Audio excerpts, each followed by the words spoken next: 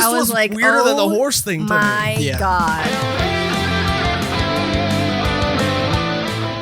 Hello and welcome to another episode of Volume 1, the animated manga podcast where we review the first volume of a brand new manga each week. But today, it's our Conviction Arc Part 2 video where we're covering volumes, what is it? I forgot. 16, 17, and 18. My name is Josh, the Beast of Darkness, Michaels, and today, as always, I am joined by Megan Lashings Perrine. Ooh. All right. Oh, you were gonna use that one? Well, Cody Whipping Boy Decker. There we go. Today, like I mentioned, we're covering and talking about volume 16, 17, and 18. Before we get into it, though, we are doing our volume 1 live show tomorrow. So if you're watching this the day it comes out, then tomorrow, August 8th, will be our live show where we're going to be reviewing and talking about Monster Musume. You're not going to want to miss out on that. You can be a part of the conversation. You can be part of the volume 1. You can be part of the review. So come stop by. Say hi. But without further ado, let's jump back into it. Where we left off at the end of volume 15 was sort of in the middle, but towards the end of the Lost Children sub-arc within the Conviction arc. And it was right before things were going to start amping up between Guts, Rosine, and Jill. It was sort of going to be the climax of that. And I have to say that this arc, the ending of this sub-arc within the Conviction arc, and the fight that happens between Rosine and Guts is probably one of my favorite fights that I've read so far. How did you guys feel about, let's just talk about the Lost Children arc.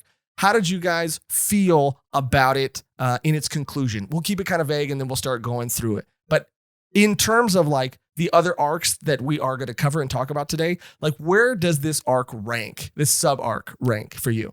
I would say it's like one of the top, like definitely. Like it just felt so complete and like just like sad, and you just feel for this character even though she like did all this fucked up shit. You're like, damn, that was pretty tragic. It's a real shame, but the great fight.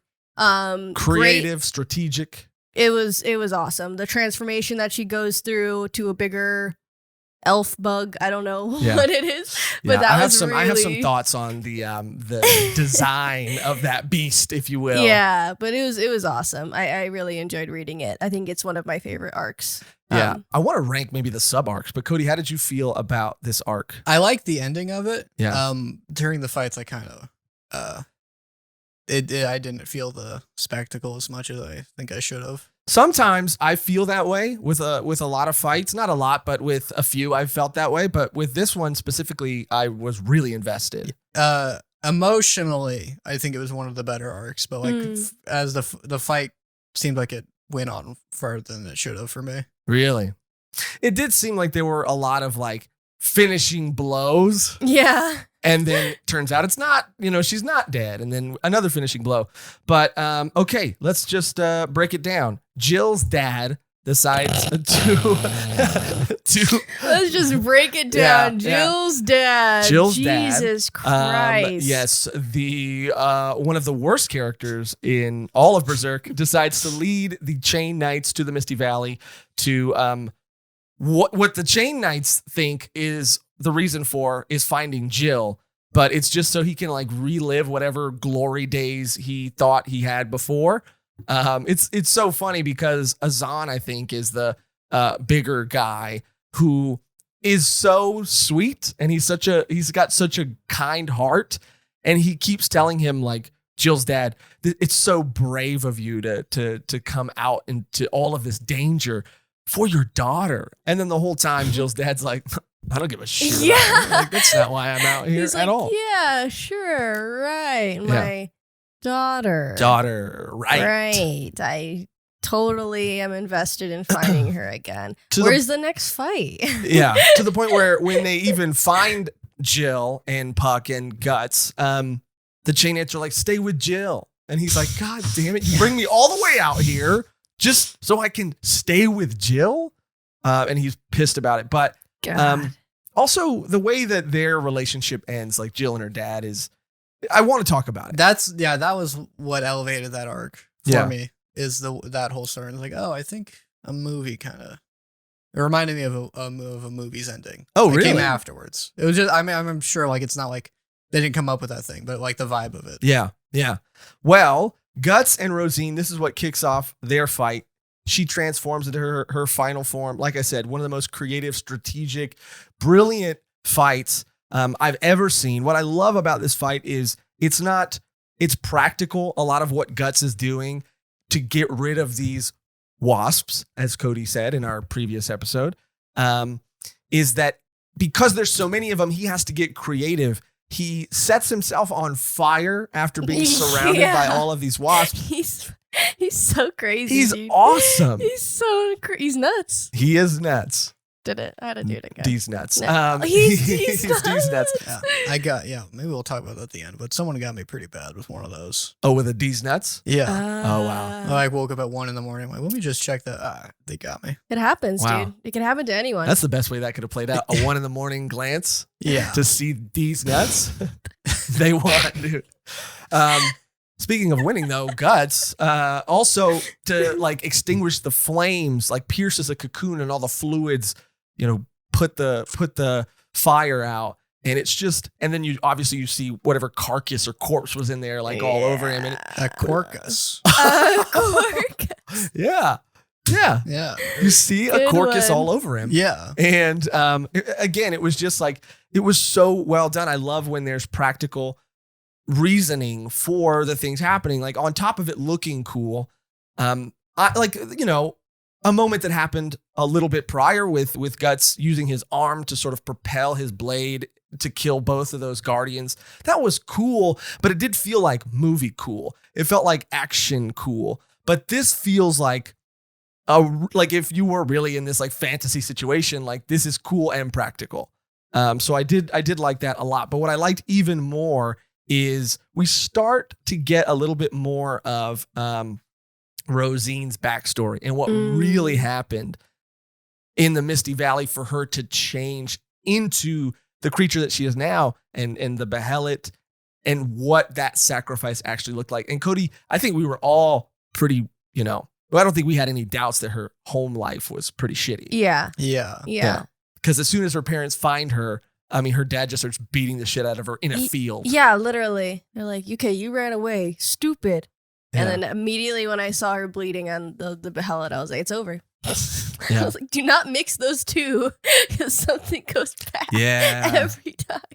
Yeah, I did feel really bad for her. I did, empathize with her. She obviously is a horrible creature now, but it was a good reason for her to make that sacrifice. Like, I don't know necessarily the rules of sacrifice. We talked about it in the Golden Age arc about it having to be someone that you're emotionally connected to. But I would think and so maybe that was her mom, but I would think like sacrificing your dad almost wouldn't count because he's just such an asshole. Like you'd want to get rid of him. Like, well, if it's like based on like a ranking system and the top people in her life, it's not like she has that many people. Yeah. I just thought that'd be an easy choice. Like you got to sacrifice somebody to become this winged beast. I have a few people in mind. Yeah, maybe she like snuck that by them. Maybe they're like, we'll make her give up her dad or something that'll get her. She's like, oh yeah. Oh, totally. That's a huge sacrifice. That's going to suck, actually. Yeah, actually, you shouldn't. Oh my God, no. Not my father. No. It was so sad that when she finally reaches Misty Valley and she was like, and there were no elves. Yeah. There was nothing. I was just there. I was like, oh my God, this poor little soul. Yeah. Yeah. And, even while towards the end, Puck tries to like comfort her and say that, they were here. That's literally the worst part. You were just a little late, but. Oh, yeah, like 1,000 years late. It's okay. But I can feel their presence. Oh. And yeah, we'll talk more about it too, but like Puck just continues to grow on me more and more and more and more. Yeah, he had some very solid moments in this Yes. these couple of volumes. Yeah. Yes. And it's like at first it was teetering on the line of like this character could become extremely annoying. Yeah. Or one of my favorite characters. And it's sort of, And he gets like a moment where like, oh, yeah, that's actually really cool. Yeah. Yeah, I love what they're doing with Puck in this arc. But so Guts, after again multiple what seems like finishing blows, is able to one last time pull off a very creative move where he, once she does her final transformation, which I don't want to spend like too much time unpacking this, but it looked like a vagina, that thing that she was in. I mean, to the point of there even being like I don't know how graphic this word is, a clitoris at the tip of it. Whoa, dude. too graphic, dude. Yeah, sorry, YouTube. It looked crazy, dude. You can't pretend. I'm trying to I guess Cody wouldn't know because Cody's never seen one. No, I've never done anything further. I know. People are going to be like, what? Cody constantly jokes around about how he's a virgin. I think it's Jokes. It's so funny. Yeah. Yeah, that's not a joke. I'm born again. Born again. All right. But it looked like, I was like, wow. I mean, it was a creative design, to say the least. But at the same time, I was like, that is a thing I did want to, well, not that specifically. Yeah. But there is a thing where it's like, I could have done without the anatomically correct naked child. In the art. That's the problem. Yeah. Is that it is a child. Yeah. Because you have like winged, you have like the baby angels and they're always like naked. The cherubs. Yeah. The cherubs. It's like, why do we have to have them naked? Can't they just have like a little outfit? We know why they have them naked. Oh, we know why they have them naked. The church people? Yeah. Unfortunately. Yeah. I was just like, I if any other artist did it, I would have brought it up. So I don't want him to. She was kind of like a Barbie doll, though. She didn't really have anything. Doesn't make it any. No, but I mean, all of them were naked. Like Puck's naked. Yeah, but Puck is like, he's not anatomically. You don't see his fucking balls. And he's also like a fantasy creature, But yeah, I mean, that was one thing. Like, I did want to. If it was any other artist, I would have probably given it a little more of a critique. Yeah. Again, like it does get like a cushion because it is like there's an expression in the human form a lot, but it was just like I could have done without it. And if we really, because we've had episodes like the Rising of the Shield Hero episode, and with the Nagatoro episode, we did talk about like this like lolly fan service kind of thing, and but the thing is, like, I don't feel as if this is fan service. It wasn't done for. It was done for like, this is a naked body, and here it is. And I was still like, and in a fan, I understand, like in a fan, it's those are two completely different things, but in a fantasy world, if someone was going to have this like transformation, I doubt they would. They're not going to get clothes. They'd put a shirt on before. Yeah. But there were things about the design that I loved. Like she seemed to have this like air bubble sort of helmet thing. Yeah, that was cool. Oh, it was kind of like really she was in dope. like a Moth mech suit. Yeah. Kind of. Yeah, that was really cool. That was really cool. It was great. What I didn't get is the way she starts talking to him, which like adds to the thing, because she starts like getting like pretty like sexual with him. Yeah, she's like, "Oh, I get why Jill likes you, because you're like pretty handsome up close." Yeah. And I was like, takes him like, let's go on Where's a the date bug in the spray? Stars. Yeah, where's the bug spray exactly? Because like thematically, I don't get where that is coming from. I think it's just like the way I took it was like it was just a villain dialogue sort of thing. Teasing. Like, Now teasing. If we're basing this off, if I can take some inspiration from the Evil Dead, which is the way demons will the demons just impersonate people, right? Yeah. But they're not actually that person. So they'll just like eventually break the facade and like start saying stuff specifically to like get to the person they're attacking. And that's actually, go ahead. Sorry. I'll finish my thought after. I feel like it would have helped if you just kept going. Oh, I feel like there is like a, stop talking. say no I was more. kind of like done. Yeah. This Perfect. guy just sort of like trailing off. Works out for me. I feel like there is an inherent like sexual nature with demons, though. Like demons, for whatever reason. Yeah. Like, that's another reason why I kind of give it a pass, is because like it is in demons often use sexuality as like a weapon and as this like taboo thing to like manipulate and to like convert you to sin. It's just like this, which is something that we kind of see a little bit later with another character, especially. But you know, Yeah. so Sex that's is why. sin.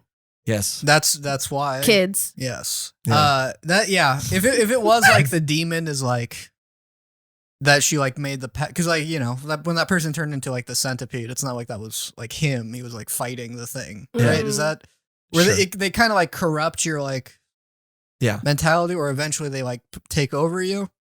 On that angle, I would understand. Yeah.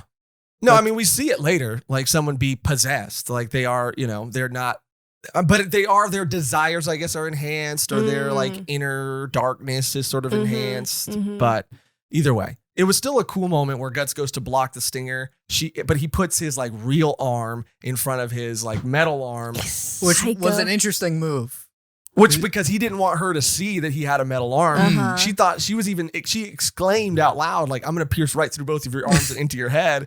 And he was like, I don't think you are. And it just went tink and like right off the side of his head. Cool move. But ultimately he defeats her. And once she's laying there, and he uses Jill as like as bait at a certain point. Yeah. I mean, she's there. Might as well help out Jill just a little bit. Well, Jesus. I mean, you know. Do anything. Anything, Jill. I mean, I love you. Yeah. Great character. Powerful character. Powerful sacrifice. But Powerful he sacrifice. literally tells her, like, go away because you're going to die. And then she goes back and he's like, what did No, I it's just gonna be say? so funny going through this story again when I read through it and just seeing all the times when Gus is just like, just please, just don't hang out with me when it's nighttime. And then just someone else was like, Or ever. someone's Yeah. like, "Ugh, Really? I bet that's because he wants me to hang out with him at night. And he's like, all right, no one be around me at all. How about that? And people go like, well, come on, buddy. And he's like, That can't happen. That's what he does with Jill later, though, that I really liked, because she wants to run off. I don't want to skip ahead because I do like have something I want to say when we get there. But so yeah, she's laying there, she's dying. Guts goes berserk and he goes nuts. Guts he goes nuts once again. And blacks out everything except for his, desire for like vengeance and revenge. And that's when we see him sort of, that shadow cover the top half of his face, and his eye sort of starts glowing and grinning. I'm starting to see foreshadowing of the thing I'm hyped for happening. Same. That people keep commenting like, it's going to happen. I'm like, all right. Yeah. And there's a moment like, is that it? No. All right. We get closer and closer. I feel it. I think I know what you're talking about. Yes. But yeah, so he has this, he goes crazy and God damn, he goes nuts. He goes nuts. I apologize. And what we do get, which I really liked, was this moment where Rosine, there's this just beautiful bow on the Peacalf myth, and she flies away. Jill throws herself in front of Rosine, like, you've already done enough, like, leave her alone. She's gonna die anyway. And then the Chain Knights show up, and Jill's dad shoots him in the leg or whatever, and he's like, Jesus Christ, man, like, Can of I all catch people, a break? yeah, can I catch a break? And of all people, this guy. So he kind of runs off and starts to hide in the forest because he is also so beat up, like, to the point where it's always so frustrating when characters like these get a one-up on him because they don't know that he's literally fought hundreds of demonic beings. And so they, start to question him like, oh, wow, he seems like pretty easy to kill. Literally, you just got him when Yeah. he fought for his life once again. Yeah. Like he's like to the brink of death. Yeah, and he's like, of course you would beat me now. Look at me. You But think anyway. it's easy? I mean, it's so frustrating because of this guy of all people. But so when he leaves, though, Jill and Rosine have that their final sort of conversation, and Jill's like, I gotta go home. And there's that beautiful bow in the Peacalf story where she is like flying back to the village and then dies like right between the village and the Misty Valley, which is that hill in the legend Mhm. where Picaf like was doomed to live forever. This in between, and I just thought it was very, very nice. It did like it came full circle, and I don't know, it was very, very well done. Because when it happened, I just let out an It was so sad. Yeah. Yeah, I was like very complete, and I was super satisfied with the ending, and I was like, okay, what's the next thing? Yeah. What could happen? The part that like got me was when you like Jill Mhm. is like sort of laughing like, all right, time to go back to your parents, and Puck like gives her like an elf knife. It's like, this is for your dad, because I guess like the weird thing is I guess Puck knows what's going on with her dad. Well, And, he could feel the feelings. yeah. And I don't know if it was a knife. Isn't it one of his little like things? One of his little like Did he call it Dandelions? like an elf knife or something? it's like one of his little poker ball things. Yeah. No, yeah, like a dandelion. Kind of like a I dandelion, think but it it is looks a like it when dandelion. when it hits people, it looks like it hurts like a lot. So Yeah, because he hits the little demons in the day with it. you know those little poker balls? I don't know where they come from. Oh, the stickies. They're not sticky, but they're like they're almost like they seem like they're made of like a similar material that like an acorn is made out of, but they're like just balls and they have spikes on them. Yeah. I call them stickies. But they're not sticky. I've been No, but really- they stick onto like clothing, and then You like the They're little like, in the spiky. brushes? Yeah. in the grass. They come I in the think it grass. might be one of those. I'm gonna big get one. I'm gonna get a slingshot with like a metal ball that's covered in spikes. I'm gonna start like shooting that. What? At who? You didn't finish. Who? You know, like cars. Oh. Don't You're do good. that. You're Don't dr- do that. I mean, I'm not going to do that. You just said you were gonna. First buy of one. all, I'm not going to do that. Second of all, it'd be cool if I did it. Right. But what did you want to say about this? Like, what this felt like? This felt like something else. Well, because when she's like, oh, like Jill's like, I'm gonna stay in this village and like try to make things better, and just kind of like saying like I'm gonna like stand up for Yeah. against her dad and stuff, and it was like, I guess you'd have to spoil the ending of a movie, but What movie? Split. Oh, yeah. I mean, spoilers for Split then, but I mean, it is dealing with another character who was like abused Yeah. and Yeah. molested by her uncle, right? Well, Guts too is just like, you got to change your own fate. Like no one else is gonna do it but you. And she's like, oh. Guts, right. yeah, shows her, right? Because Yeah. she's like, I need to, I anywhere but the village. I want to He's be like, anywhere. No, you. And he's like, well, he kind of goes like, okay, all right. You wanna- want to all right. stay? Let me show you. Fine. Let me show you what's here. Literally, he's so funny. Take a look around. Take a know? look around. There's burnt children. Yeah. There's demons. I mean, what more could you want? Jay? Yeah, it's paradise, right? Right? Yeah, and he like lets them kind of Which is like, yeah. So does he not know what's happening to like what her situation He is? has to know. I mean, I think Because like that's a weird message for a girl who's being I molested know. by her dad to be like, well, look what else there. Like this is worse. that's what I wanted to talk a little bit about. Like, Yeah. just because like as beautiful as the ending was, and is like, you know, as many bows as it tied, I didn't think that Jill necessarily had the best ending or got the best outcome, because like she had to inevitably go back to a father that was abusive, not to say that I'm just trying to be careful, but like she's a small child, so as much as she's learned and as brave as she is and as much as she's seen in this past couple of nights, like he is still a grown man who gets belligerently drunk and beats the shit out of her. Like, I just like, I understand the message, and the moral is like, she's going to go back and try to like affect change. But like, who's gonna help her do that? yeah. Literally herself. All she has to do is wait for everyone to go to sleep, and then yeah.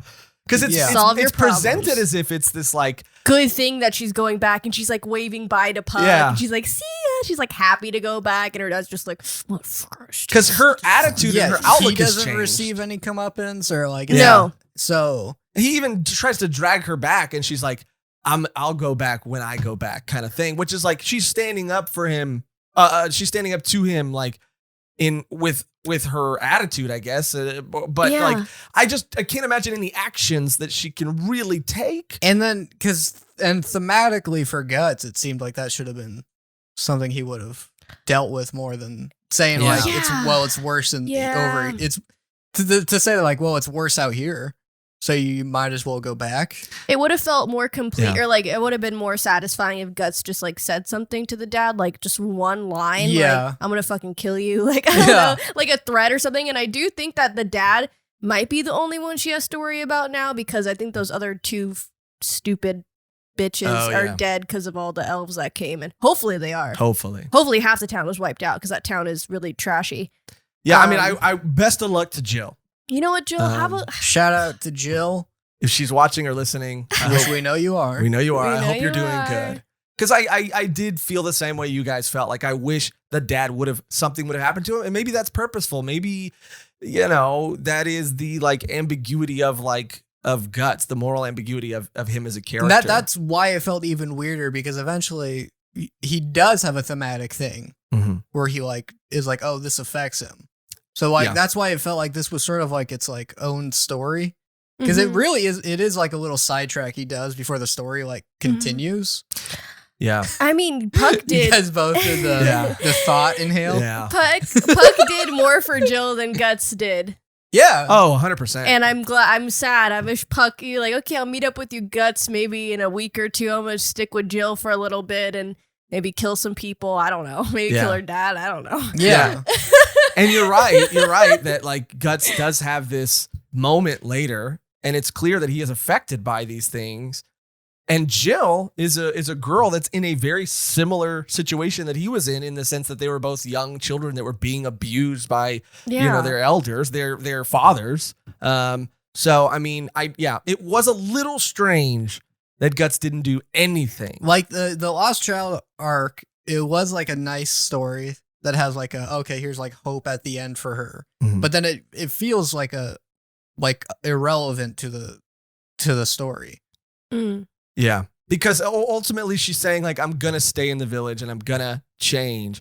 And again, like all the power to you, But you are like 5. exactly. And this is as horrible of a father as he is a man of war. Whatever he did or didn't do, I mean, it doesn't matter against a 5-year-old girl or however. And she's not 5; she's No, older, She's but- not 12 or 5. whatever. Yeah. but still. Anyway, best of luck to Jill. It was the Rosine ending was really sweet, and to see, I you mean, know, I don't want to say sweet. I mean, she got her Yeah. because Bittersweet, melancholy. bittersweet, I guess, but because these people just because of the pain and the trauma that they've experienced, like this Behelit takes advantage of people in these like very hurtful situations, and for her to kind of get some weird sort of kind of closure where she was, she didn't just get annihilated by Guts at the very end. Like she got this moment to like realize, but she also, and one last thing, I don't want to linger here too long either, but the one last thing is like, she wanted to go see her mom and dad too. And I was like, I get the mom, but like, why do you, cause she's like, I got to get home to my mom and dad. And I just don't understand. She was all delirious from losing too much blood. She forgot everything that happened between them, I guess. Yeah, But- or maybe like we're just reading too much into those shots were shown, and they didn't have that bad a relationship. No, I mean, he was holding her by her hair. Oh yeah, there's that. Yeah. And Yeah. beating the shit out of her. But either way, Yeah, I don't, maybe that's out of I don't context. think we read too much. They clearly showed the abuse that she Either was way, dealing with. it was a very it did feel very full. It was a definite Yes. conclusive ending. Yes. And this is sort of the end of this like Yes. whimsical, if you can even call it that. It was whimsical, At times, What's yeah. the word for darkly whimsical? grim, Grim. Grimsical. grimsicle. It was a very grimsical ending Good, to a Cody. grimsicle fairy That's tale. why I'm Good, here. Cody. Yeah, Now it to takes all 3 of return us. Now the to shadows. return to the shadows. But, speaking of returning to the shadows, Yeah, this is that's where the lost Megan's children. fantasy. we'll talk about that. yeah. We'll talk about that. Okay, so Yeah, that's where the Lost Children fucking- arc ends, by the way. The Lost Children arc ends there, and then we sort of start to dive into the Binding Chain sub-arc. God damn. Yeah, I would actually rank the Lost Child arc pretty low. Really?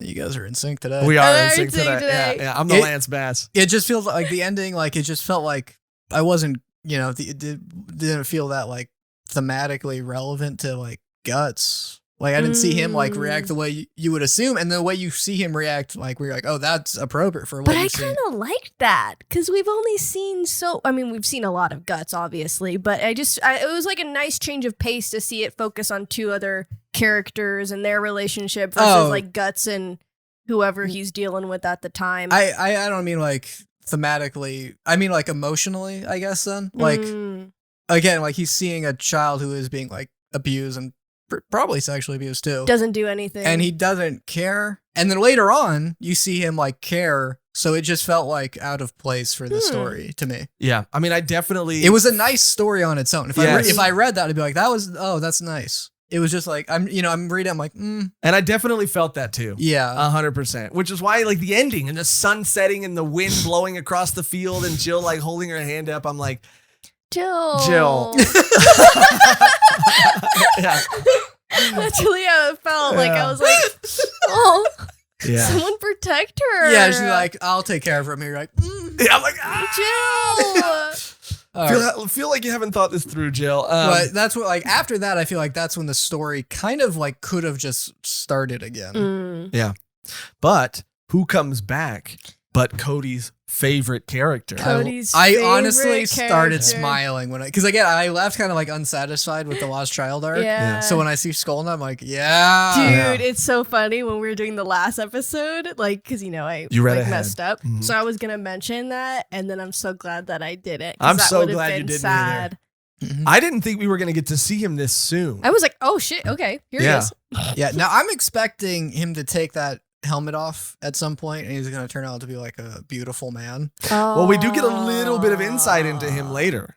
We get a little like clue to who or what he might be. I'm under right now. I'm assuming like it's sort of like a good version of an egg that like it gave him a blessing instead of a curse, and now he's like part mythical being, like how all these people who get the egg like will turn into like a horse guy. Yeah. Because he is the man, or seems to be the man from the legend that of the city that fell below ground, that where Griffith was locked up in. He seems to be the man. The angels.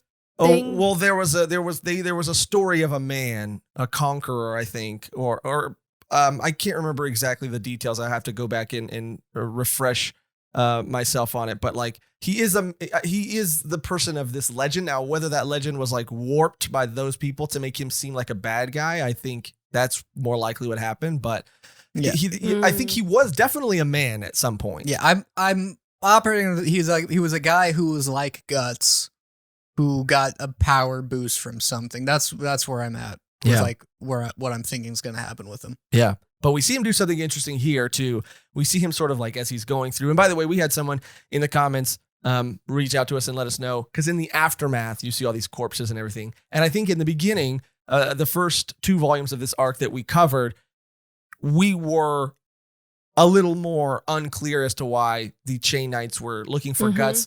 I think we thought it could be either thing. Did they think he was some sort of savior, or did they think he was some sort of monster? And it turns out they think he is the worst monster. I mean, how could you not? Because he kind of is like a monster. Like, I mean, he annihilates like every battlefield that he leaves is just bodies on top of bodies, and not because he wants it to be. It's just like, well, I gotta get rid of these things trying to kill me. And the interesting there's thing a lot of them that we obviously became aware of, and I think we're even like a little aware of before reading this far, is that with the children specifically, like they turn back to children when they die.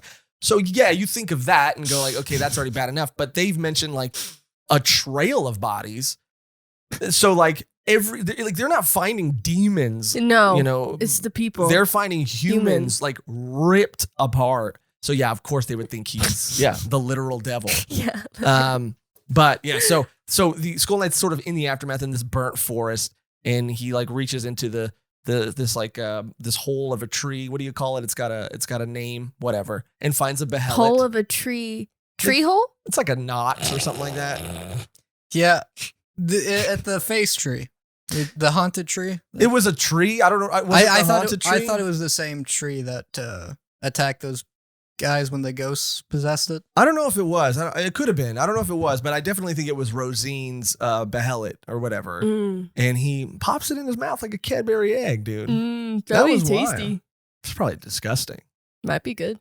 Well, Megan, Don't like you it would till you like try it. You would like it. Of course you would like it. I would collect them. Like the Skull Knight. Like the Yes. Skull Knight. Yeah. And Maybe- pop them in the mouth. Pop him in. I mean, he's for sure a supernatural being because I don't think you can just do that. No. No, I don't think you could do that. Unless no one tried that. Well, I mean, I do wonder, like, you know, what that does to him, to the behelit. If there's multiple behelits, because right now There are or should be. Yeah. either this one can like manage to manifest itself like Mhm. everywhere, or there's like a bunch spread out. Well, Maybe- Guts has one, and then the Skull Knight ate another one. Oh, so there are more than one. Yeah, At yeah. least Yeah. there's more than one. Yeah. Then Yeah, like yeah. maybe he's like, I gotta collect all the eggs. Yeah. Gotta catch them all. Maybe he's like, I gotta collect all the eggs. Just a big fan of maybe he's Easter. like that. I don't Yeah, know. maybe. Maybe he's just like, I mean, do you know? no. All right. Maybe. So let's not shit on my idea. Maybe he just collects the eggs though. No, or like, yeah, that's something to involve like whatever pact or like power he has. To maintain it or to maybe not let it control him. Or he can like, oh, the only way, or his power is to like contain them. Mm-hmm. Maybe we're just reading too much into it. Maybe he just takes him Or because he likes to maybe eat he him. just loves himself some Beheaded. behamlets. Be homlets. Be homlets. Homlets. Oh Yeah. my god, great one. That was a good one, Cody. That was a good one. Yes, thank you. Cody's killing it. Yeah, he's on I've- fire. Yes. You need some cocoon fluid because you're on fire, dude. This is also where we see a little more, I think, foreshadowing as to what Guts will become, or a version of what Guts will become, because as Guts is walking through this charred forest, he is being taunted by the demons that are talking to him about a beast of darkness. Mm-hmm. And they begin to kind of all conform into this like shadowy wolf. It forms like a wolf, and then it kind of forms like a hawk helmet towards Yes. the end, and Mhm. it's like this. You're gonna become the beast, and you're all gonna die. You need to feed it. It's hungry, so you need to kill to feed it blood, but it will never have enough blood, and it'll just become this cycle that you need to maintain to keep the beast at bay. I mean, Guts will not have no issue with No that. issue at all. He's like easy. He's like easy Was every doing that night, anyway, feeding yeah. you every night. It doesn't matter. Yeah. Yeah, Yeah. they kind of have no real room to mock him on that. No. This has been like a couple years. That seems like something they should have like gotten him at when it first happened. Yeah. Now they're like, yeah, this is gonna keep happening. It's like, yeah, 2 years later, fine. the hell? I'm well aware of all of this. Yeah. What I thought a good ending for the Lost Children arc would have been, though, is this moment where Guts finally calls Puck by his name. Yeah.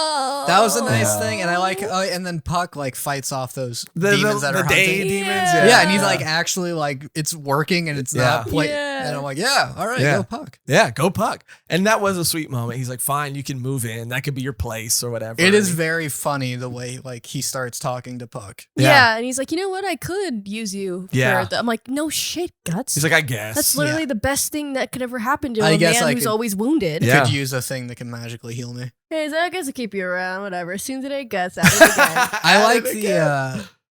That's when he says like, it's hard to take things seriously with you around. Yeah. And then we see even more of that later, My too, heart. with Yeah. him and Puck and they're back and forth. But the Chain Knights catch up to him, and he has, we'll kind of just go through this. He has a fight with the Chain Knights. This is what I was talking about Guts being weak and people thinking that he's easy to take out. And it's like, Yeah. he's not easy to take out. He's just dying. But, he's still able to. He has his, sword taped or wrapped to his hand, Mhm, and he's mhm. bleeding, and he swings it and he kills a bunch of them. And then Azan, who was apparently a knight that he knew of when he was a child, who is this very noble man who wouldn't let these other soldiers cross this bridge until this homeless man got out of the way or whatever. He sort of kind of fights him, but then is out of strength and realizes like, there's no winning this. The only way I can win is if I go right for the leader. So he uses Mhm. his like bludgeoning weapon as this sort of lift. He kind of like jumps on it to jump over him to get to Farnese, who I didn't know. And this is another brilliant thing about how these characters have been presented to us, is we've seen Azan, and obviously these other soldiers can't fight for shit, but we haven't seen Serpico really do anything. And Azan is a capable fighter. So you assume Farnese, who's in charge, is going to be this like Yeah. beast. Yeah. And she's like shits her quivering. pants. Yeah. She shits her pants. She's like, oh, it's real now. Okay, I'm done. I want to go home. Yeah, she like guts something accidentally like hits the arrow that Jill's dad shot in Guts's leg, and it's that little final pinch of pain that like forces him to fall over, and as he like falls into Farnese's blade and he collapses. People are like, man, she did it. That's our commander for you. Yeah, she got him. The black swordsman. She's like, yeah, that's exactly what I did. I liked that knight who that Guts knew as a child. Yeah. I liked his character where he's just like, you men dare attack a unconscious man? Where is your honor? I'm like, all right, this guy seems pretty cool. Honorable. Very honorable. Honorable. I love the speech that he gave them too about how, because he's like, you killed so-and-so and you killed so-and-so. He's like, they took up the sword. That's the thing. You know, that's the deal that you make. Live by the sword, die by the sword. You're doing them a disservice. Like, it was a very beautiful speech. Yeah, it's great. Yeah. And Farnese, so we now know, like, okay, she's not who she seems to be, or this Iron Chain Knights have been like, they seem to have been this like powerful group, but they're actually nobles. They're more of a symbol than anything. Mm-hmm. And they're just kind of there. Yeah, I thought they were going to be like actual like holy knights as a source for good, and no, that's not what happened at all. At all. No Band of the Hawk. Oh no. No way. Sir. Not even close. Not even close. And there's your fun little thing where the Band of the Hawk was, as a group of mercenaries, were more noble than the group of noblemen working for the church. Yeah, I do love, I'm a sucker for this kind of story where they start to really dive into the corruption of religion and church. This is where the story really connects. Yeah, I was really not expecting it to take this turn. It gets really wild. I was wild squirming and political reading some of those torture scenes. Oh my God. Dude. Yeah, it's like awful. And like it's not far fetched. Like the shit happened. This to a level. But this shit like happened. That's the double Like, whammy, which is like, oh, that's horrible, and also that's what people did. Oh. And maybe in not such an intense way, but I feel like there are places or groups that still do horrible things in the name of religion. Well, and all those things you saw them use, those are what people use. Yeah, 100%. So like that wasn't exaggerated. You know Pellets, what is crazy? Rocking people. It's what is Rocking? crazy? Rocking. I remember Stoning. going. Oh yeah. 420. I remember 420 in Midland. I remember going to a museum on a school field trip as a child. Oh. And being shown around this like torture exhibit. Wow. And you know what? I just realized in this moment that like as a child, it did not occur to me that the application of these tools. Like I knew the word torture. I knew what that meant. I saw these things, but I was like, wow, these are crazy. But but seeing it here, it was horrific. Yeah. And so that's like proof to me. Like I saw actual historical devices that were used to do these things. And it would be over for, like they show, like it would be over for the most minor things. It'd be like, someone said a mole. Like in the manga, someone said like you could be accused as a heretic for just having a mole. Oh, yeah. Yeah. Oh, that's not good. And that... Well, not for you. I have one. Oh, yeah. There was the story where like one of the things they would do is like, I think they show where they would just like keep putting rocks on you until you were like, oh yeah, actually you can have which is what they do. You can have my property, which is to be like, you're a heretic. And also, you can prove you're not a heretic if you give us your land. And then they were just like the guy, and it was like, if you said anything, it would be like, yeah, it would be like a yes or no thing. Mm-hmm. So it'd be like, admit it and you're going to go to hell and we'll denounce your family. Or, keep denying it, and that just proves you're a heretic. So, like, a guy just kept saying more weight every time they put more stones on him. So, like, that's how his family was able to keep his land. And that's the thing, with all that, they say that, like, later they say, like, oh, we've even got people to confess. It's like, yeah, no shit. Yeah. I would say anything. Yeah. The second you threaten me with it, Oh, I'll yeah. rat on everybody. Anybody. Don't rest assured, I will not. You could you could raise your fist and be like, look, this isn't. What do you want? What do you want to know? Obviously they take Guts captive. Uh-huh. He's captive. And then it takes another turn. It does take a little bit of another turn. He's getting tortured by Farnese pretty much. Mm-hmm. He's like tied up, Mm-hmm. and she's like whipping him, and she's like having a great time. Yeah, it's that Yeah. moment where she lingers and she kind of like puts the. It reminded whip me of up that to- Captain America scene where like Peggy Carter like touches his pecs. Yeah, yeah. It felt like that where she's like, oh, and also Yeah, she's No, a little into it. Yeah, she Not a was like, little. no, not a little. She's a lot. Yeah. Like her eyes went like swirly for a second, and then we were like, "What are you doing?" Yeah. We walked in, we're like, are you supposed? She's like, "I'm the boss," and he's he's like, like, "Okay." I'm interrogating. And Gus is just like, Yeah. He's like, whatever. "I'll let you have your." Yeah, he literally is like, "Okay, lady, if this is what you want to do, I guess we'll do this. This little song and dance that we're doing. Yeah. This makes you feel better, bun lady." It's clear that she's been kink shamed by her religion Uh-huh. because she's a masochist for sure. Most death. She's a deaf. freak. She a freak. She a freak. She a freak. And it shows the evils of religion suppressing that. well, yeah, I mean, she could be, she could be killing it, dude, if she wasn't tied to this church. She could be killing it. Yeah. Yeah, no, yeah, she has some issues. Up Yeah. until the reveal of her, like later on, I still thought like, oh, she's like new to torturing and Yeah. she's nervous about it. Yeah. Yeah, no. But then, yeah, no, she And the she reve- likes it. Yeah. Yeah, was a sweet she reveal. likes it. Yeah. Oh my Yeah. god, that was insane. It really was. But yeah, It they was crazy. Oh, another panel that you lingered on. maybe. Actually, no. Uh-huh. Not really. It was actually like, Um, pretty disgusting. Well, it Yeah, gets a little it's weirder pretty too dark. because that moment between Puck and Guts, their relationship being cuter and more fun. Puck gets the keys for Guts and like makes Guts say thank you. Yeah, he goes, "Oh, thank you, oh great And- Puck," and he's like, "Thank you, great Puck." He's like, "What? I didn't hear you." Yeah. He's like, "Thank you, great Puck." And he's smiling Oh, when great Puck. he's doing it too. Yeah. yeah, Which is the fun, normally the dynamic would be, say thank you and the person would be like, they would Yeah. pause and Gus just goes, thank you. Yeah. And then Puck's like, I didn't hear you.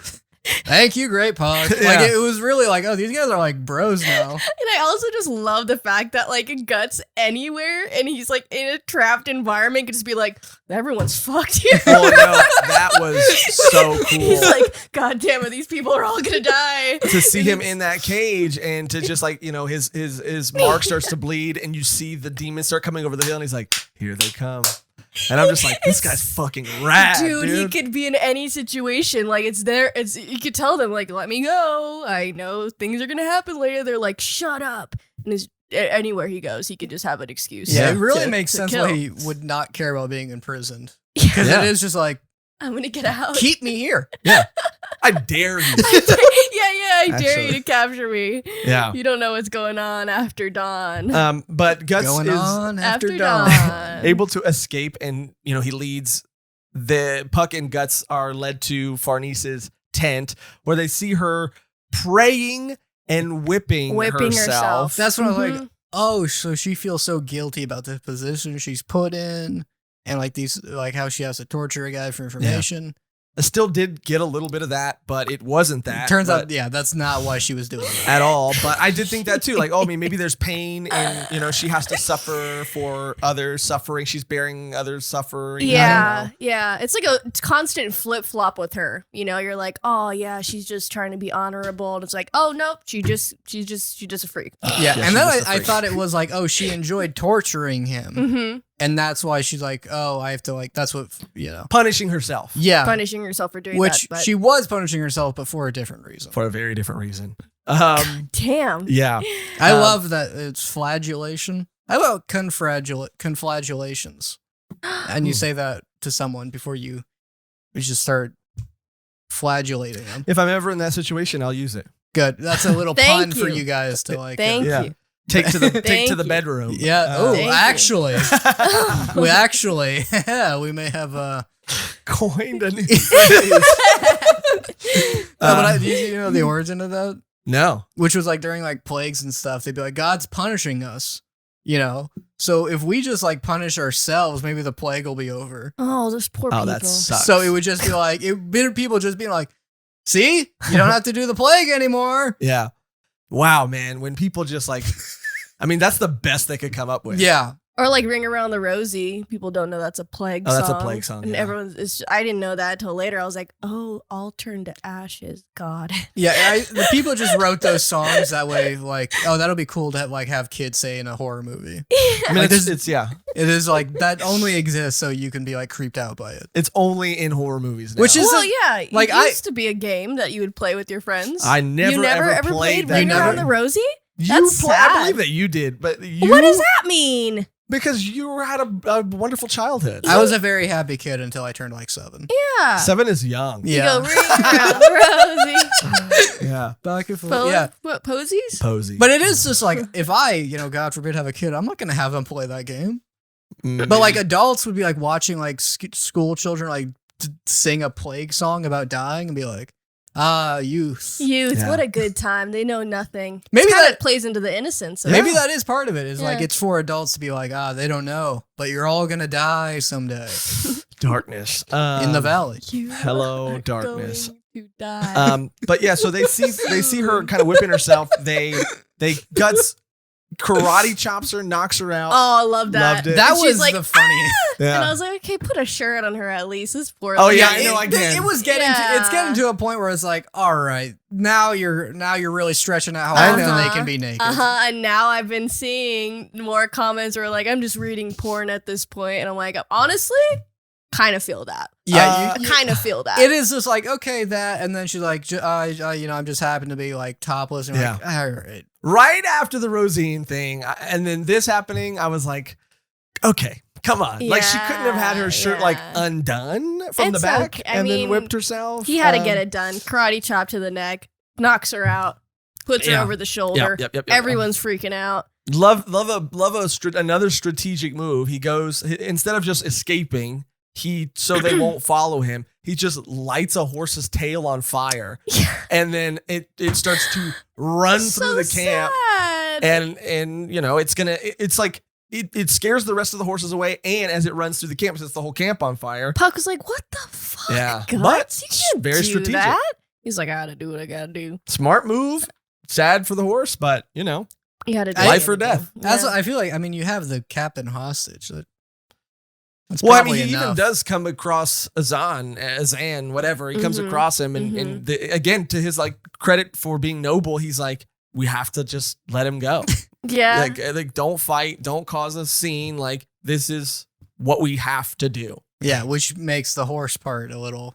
But Oh, If it was like a spur of the moment, of the moment. No. but they use it to go after him. Or there's one horse that is left. In the spur, And he lit her on fire. it was interesting that Puck like wasn't perceived by her. Loved that. That was cool. I was Yeah. So like, it's like oh, waving.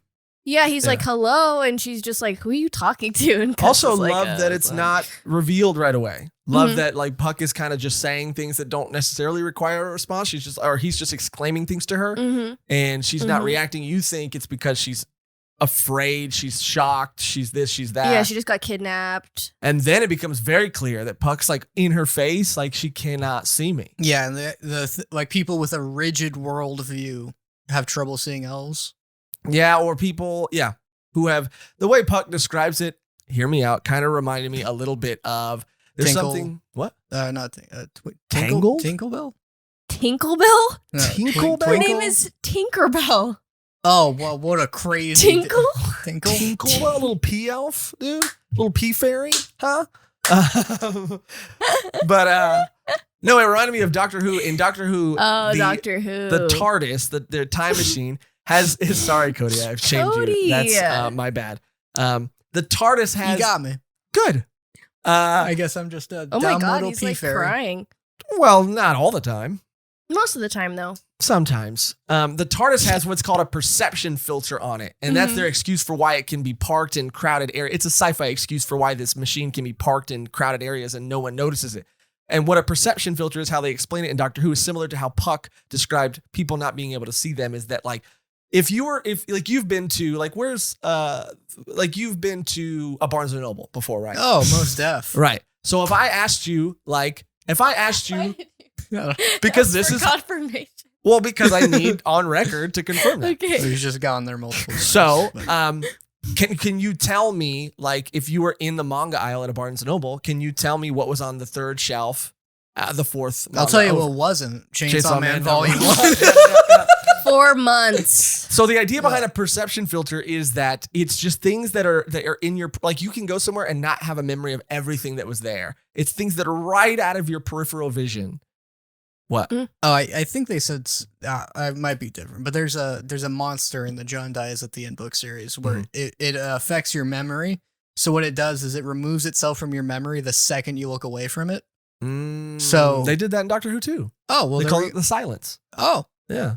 The minute you turn away from him, you can't see him. I mean, you forget about their existence. Yeah, so like it'll like warp your memory to be like, oh, that's a phone, and then the point where people like you even like grabbing it, it'll just constantly replace your memory of it happening. So you put it up to your head. Yeah. Unless you're able to like do something. So like they like put it in a jar, and then it goes like, no, my phone's in there. And like, no, we just talked about this. And he's like, no, I don't remember that. There's some cool, I really like that. There's some cool abilities and things that these monsters have that I think are fun. But, so yeah, Puck kind of says something along the lines of that. Like there are people who are like more rigid, like you said, but also like they just, for whatever reason, like they don't want to see us. Like they're not like, they don't admit that to themselves, but they just don't want to believe in us or see us or whatever. But they sound like who? Your stepmom. Well, what I did think is kind of interesting is because of like how Farnese changes her attitude towards Guts later and like really begins to hate him. It was kind of like, it could have been looked at as a little bit of a metaphor because Puck could represent the good in Guts, which Farnese refuses to see. Oh, yeah. Just a little side note there. He does work as his the Jiminy Cricket. Yeah, Definitely. Himiny Cricket. Yeah. Because he could like explain to people like he's not that bad. You know, you just have to.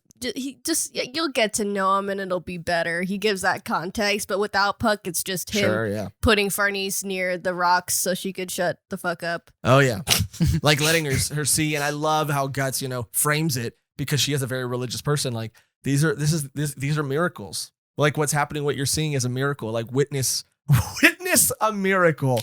And again, it's just him just like, I mean, really fucking with people. Mm-hmm. I mean, it is funny to have this like high ranking religious authoritative figure not know or like walk around with all this authority and have never had to experience the actual real life demonic entities that Guts has to deal with on a nightly basis. But what happens that's even more twisted is that the dogs and the horse get possessed. Oh, those were so gross too. They had like human faces and the horse was wild. Oh no, the horse was insane. Yeah, terrifying. Yeah, the horse utterly terrifying. Scene, I'm like, oh, okay, because I thought it was gonna take a wild turn. Oh yeah, I thought it was And I was like, okay, this is happening, I guess. And I've heard about the horse thing. Everyone's like, you're gonna lose your shit when I was like, oh my god, no. So so I'm like, oh cool, it doesn't happen. Yeah. And it just almost happens. Or this is horse shadowing. Ooh. Oh. To a scene where another horse demon gets a shot at it. Well, I mean, what was interesting here is that, first of all, thank God it didn't happen, but also that when Guts saw it, that's what I think you're talking about, where he has this moment where he sees Casca and it almost instinctually, he kind of just blacks out with rage and tries to go after them. And I think Puck gets even a glimpse of it. Yeah, and like Puck wasn't there for it happening, which I thought was really cool, how he's like starting to like piece it together. Yeah, he's like, oh my god.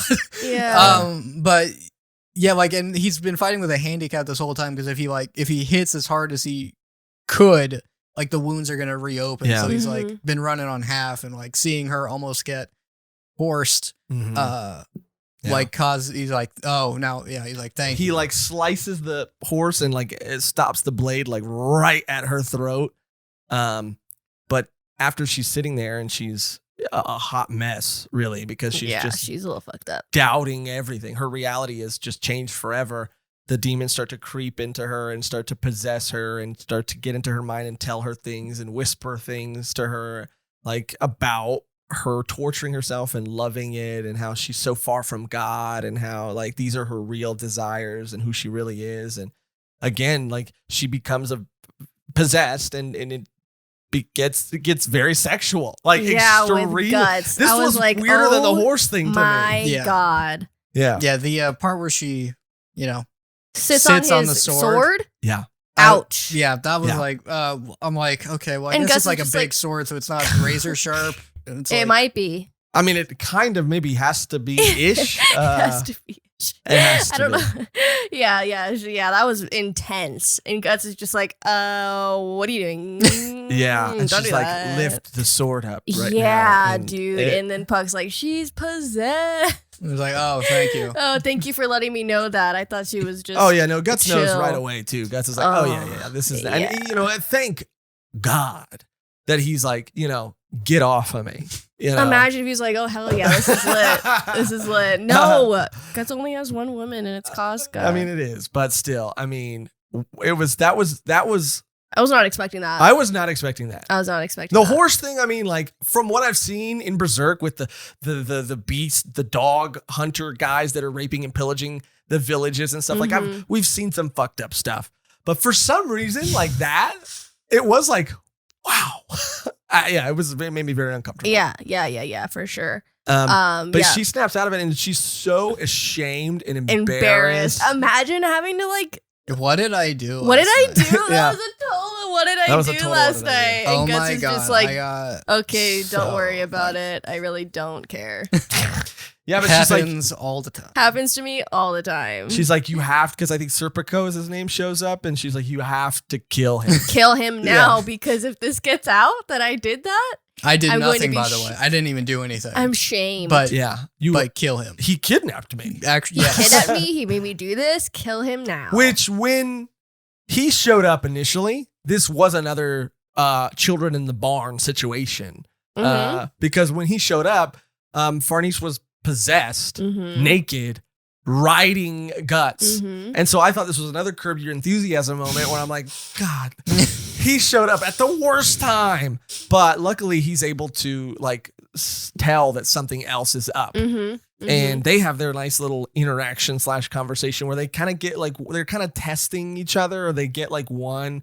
He gets one and he's like, oh, well, he psychs him out a little bit. He's like, okay, we'll see you later. And then he like goes to Adam and he's like, and he's Well, they like, both, I think Guts "Oh." gets like a little slice on his head. Yeah. Yeah, they both swipe at each other. Yeah. Like, And they're ah. like, okay. You see like that, like the other guy's like, oh, you almost got me, and then Gus is like licking the cut on his face. Yeah. And then at the bottom of the other guy's shoes. Yeah. He's like, ah. Yeah. That was lit. And I was like, that was fun. And then I love this little touch, dude, because I don't know what this exactly is saying about this character, but he obviously, he seems to be a lazy, sort of just kind of like laissez-faire type of guy. Mhm. Thank you, Cody, for that eyebrow raise. It was off camera. I had to acknowledge it.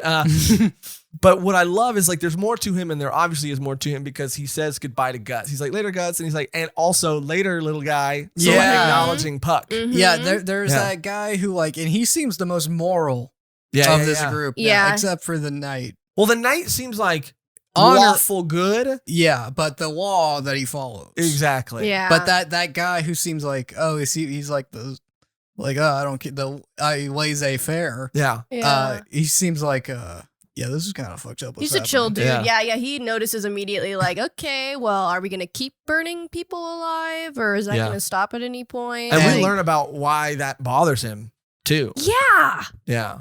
And- God. So yeah, like at the very least, he doesn't have such a strict worldview that he's not open to other things happening. Yeah. I really like him. So far, Yeah, so I like far, him yeah. too. Yeah, he's the only one in that group that could see Puck. Yeah, I really was like gunning for Farnese. I thought I would really like her a Oh, lot. yeah. And now I'm just like, I don't care What a about you. wild turn that character. Yeah. The beautiful thing about Berserk is I've seen panels of her before. Like it's been like whether, and even I think in the Golden Age arc movies on Netflix or that I watched on Netflix, you can see her in the opening or in the endings.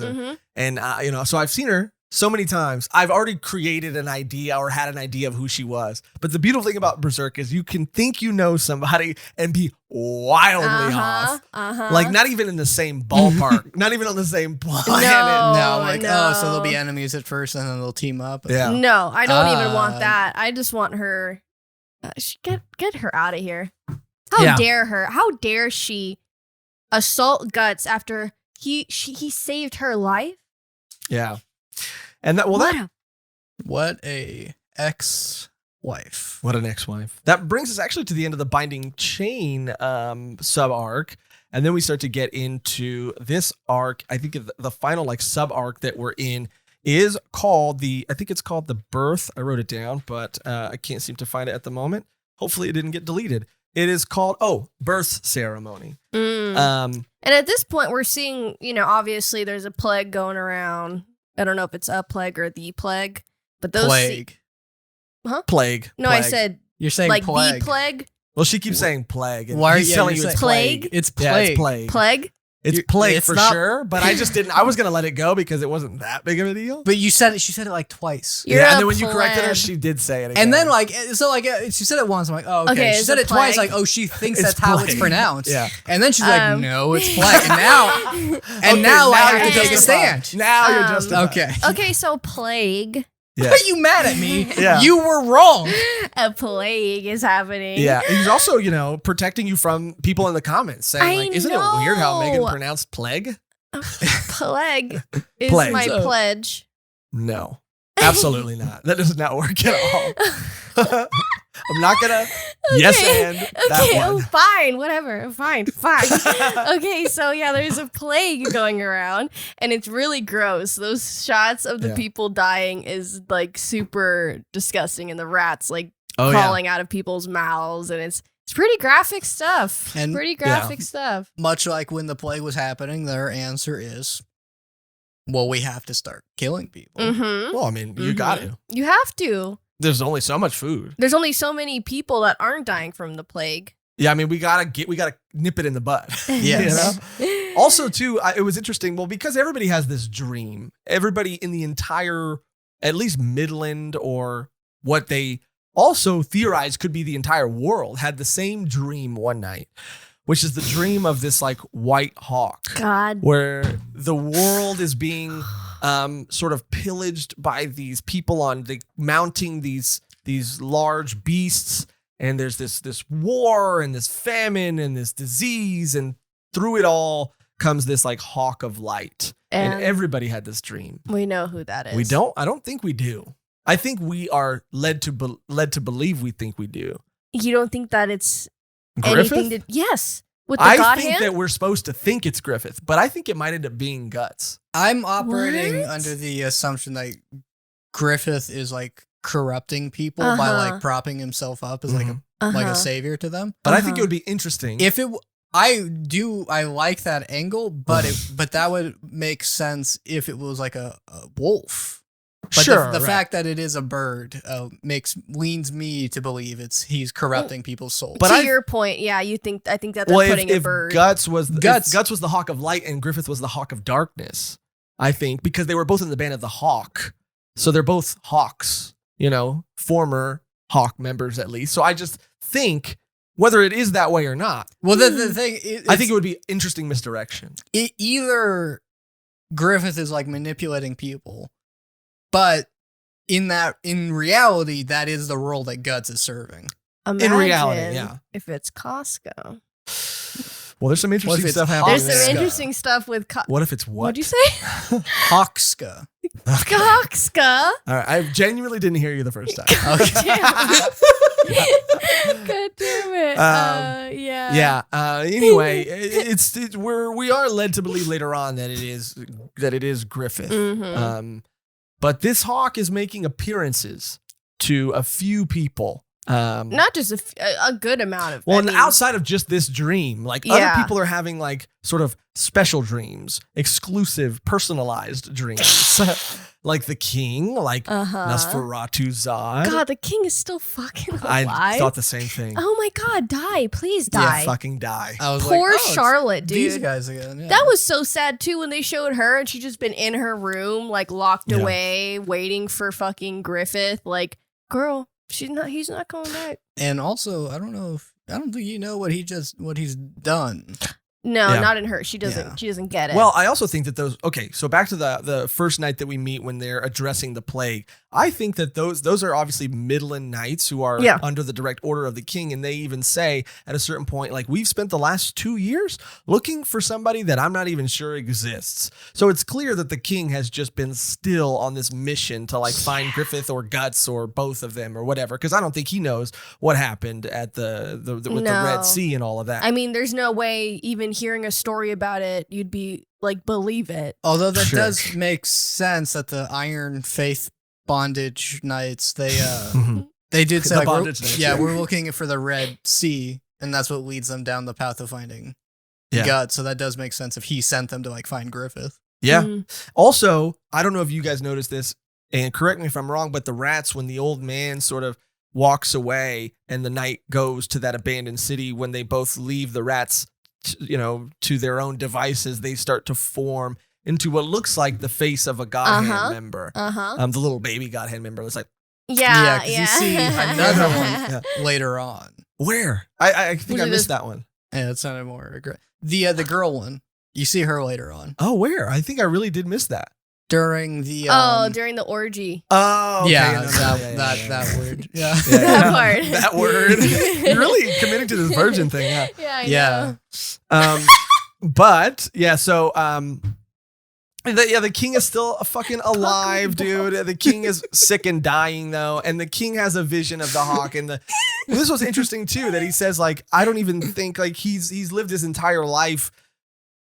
To him, Griffith was his greatest enemy, but also at the same time, in these final moments of life, when he's in this room surrounded by these guards and he sees this hawk of light come down, Charlotte, who he perceived to be his desired, Griffith is also to him in these final moments, like, he questions if Griffith was actually what he truly desired, like an excuse to leave this throne, and because it was a throne of boredom, is I think what he called it. Like, he was shackled to this throne, and he was almost, how I interpreted it, it was like he was looking for something to live for. That's why I take it as Griffith is like infecting people's minds with like him being a savior or a deity. Because it is like these personalized versions of being like, actually, I do like that guy. Yeah.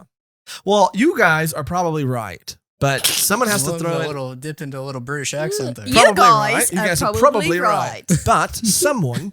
It's good. You are very good at that. Good. I really like that. It's really good. Someone has to be the wild card and just throw out wild theories. Okay, it's all good. It's all good. When does he go back to the blacksmith? We're almost there. Oh. So yeah. So a couple interesting things before we get there, because I do want to get there. The king is sick, then he dies. Perfect. Beautiful. Amazing. My favorite chapter. My favorite chapter.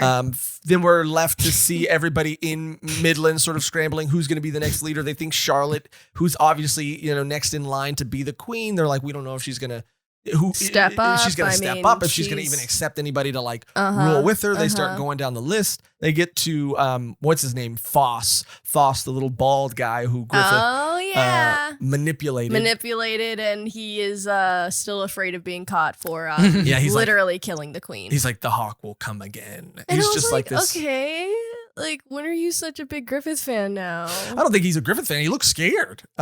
He looks kind of happy. I just wanted to let that sit there for a little bit. I took it as him being like, the hawk's coming again, like he was into it. He was probably into it. He was like probably into it. You know what, Megan? I think he was into it. Art can be interpreted in many different ways. Say no more. Also, but my favorite part was the Nosferatu Zod. And Cody, don't eat Starburst on the podcast right now. Too. It's going to sound terrible. I'm pulling it away from the mic. No, please don't. Why don't you keep bitching? We have keep to. Bitching. It's going to sound terrible. We won't eat it. It's going to sound awful. Keep complaining. Keep complaining. The mic's not going to pick it up. Please leave as in the long comments. As we keep talking please about leave it. in the comments. Megan, because the bag makes noise. Nothing happened. Leave in the comments. Tell them not to eat because it sounds disgusting. Just why don't you keep talking? And you're distracted. Why don't you keep talking? Keep talking. I just need to zip it. No, I'm going to keep talking for the rest of the podcast. Zip it close. I'm gonna keep talking. I'm almost done. It's almost anyway. Over, so Nosferatu's vision was one of my favorites because Nosferatu Zod is obviously someone who's been tortured by his immortality and the fact that he's not found an equal on the battlefield, and the only equal that he can think of is the Black Skull Knight.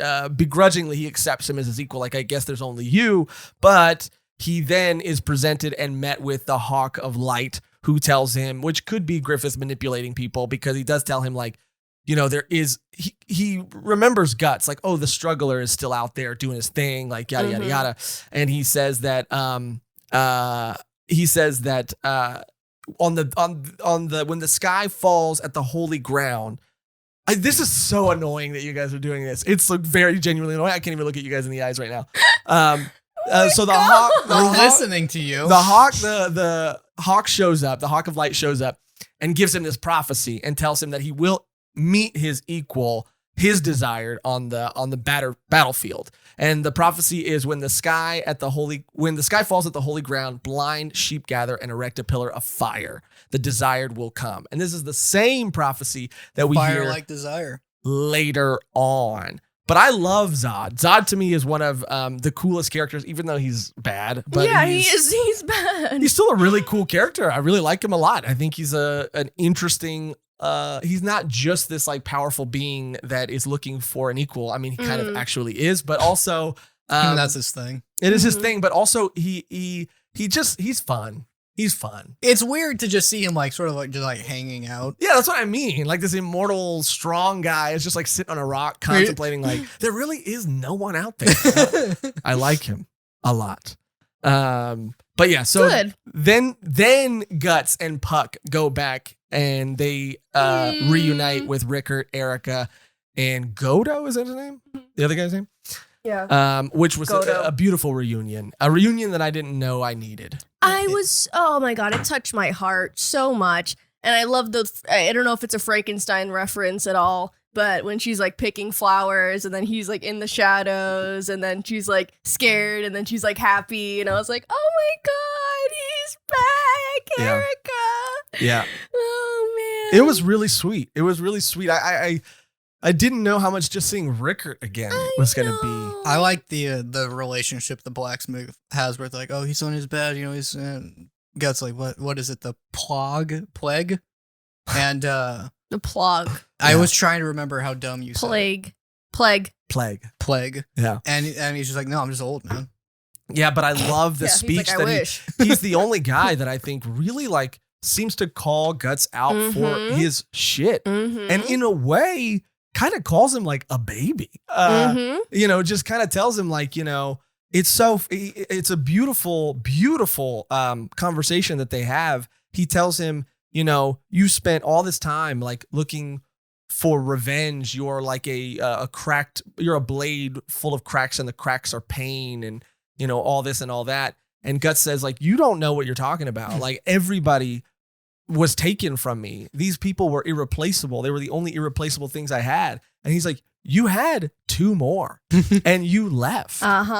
Rickert, you know, you don't think Rickert felt the same way? Like the same pain? Like what you wanted so much was right in front of you and you ran away from it. You left it to deal with its pain. You don't think they were hurting? You don't think they were miserable and sad? Yeah, so before, like, even this, like, while he's talking to him about it, like, while he's talking his speech to Guts, like, he realized that Casca's not there.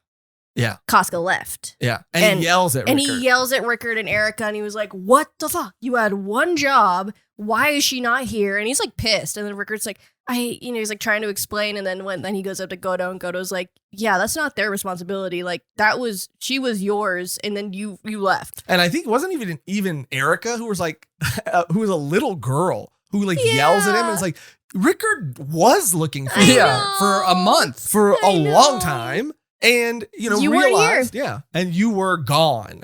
And then she even says, but Rickert came back. Yeah. And I was like, damn, Erica.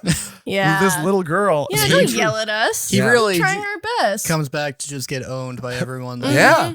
And then rightfully so. They're like, oh, you know, if he works on something again, he's gonna die. But the blacksmith's like, I'm gonna fix up your equipment. And then I like how they just cut away. He's like, oh man, that almost killed me. Yeah. It was the first time, though, that it was put in the context of like, because, you know, when we see Guts leave the first time, it's seemingly a very noble thing. He's going to get revenge for the people he cared for. But in a weird way, it was this beautiful moment where we see Rickert and he's practiced his blacksmith skills by making weapons that the Hawks used and using them as gravestones. And Guts has this moment like, wow, like Rickert has really grown and like has learned how to deal with all of this pain. Yeah, and it's I'm been 2 years. Yeah, it's been Guts 2 years. hasn't dealt with it. He's just been moving forward and propelling himself and like, yeah, like this line is like, so you ran away so that your own malice could burn inside you. Am I wrong? Yeah. And Guts was like, Yeah. You're not wrong. But I couldn't stay because I Yeah. had to go kill. And then he has a And flashback you kill a bunch to of moths. definitely had to do that. And the story is better for it. But he does have this moment too where he's like, that fire still burns inside of me. That fire, that campfire of dreams still burns inside of me. And he realizes that flame was like his love for Casca. And that he has that moment in the cave with the beast of darkness again wrapped around him. He realizes like, did I do it again? Did I fuck it up again? Did I Yeah, he lose did. something? Did I search for something I already had the second time? The first time being when he left. Uh-huh. And then he flashes back to Corcus telling him like, which Corcus now through this lens, I'm like, Corcus, yeah, you're spitting facts, dude. Because he was like, you come back to help us now. When we're in all this shit, where were you? We've been starving. We've been, scraping by battle to battle, and now you want to come back be a hero. I'm like, you know what? Maybe we're a little too hard on Corcus. Yeah. Yeah. Yeah. Yeah. He was really he helped contain like a cork. Oh my lord. Like I needed like an opener to get yeah. that joke. Yeah. You piggybacked that? I had to. You yes and I had to. Don't be mad that you didn't have one. I don't want one. You do Nah, want one. Because I'm coming around to Corcus. You know what? I'm Corky for Corcus. Oh no. There we go. I mean Yes, that sir. was the That's a better yes, of the sir. three. Yes, sir. But yeah, it was and a also he beautiful gets a reunion. repeating crossbow. Upgrade. Upgrade. So yeah, he gets a nice little like what do you mean you've been fighting like elves? Or you've been fighting like little bug people? And then he's like, yeah. And they're like, well, your wife's gone. Yeah, dude. Now here's and also little repeating crossbow.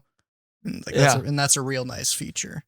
And he gets, his sword is now fixed. Yeah, it looks tight. I also like the moment before we get away from this when like Puck is talking to Rickert and he's saying like, oh, you really do bring out the best in Guts. Like he's like better when you're with him.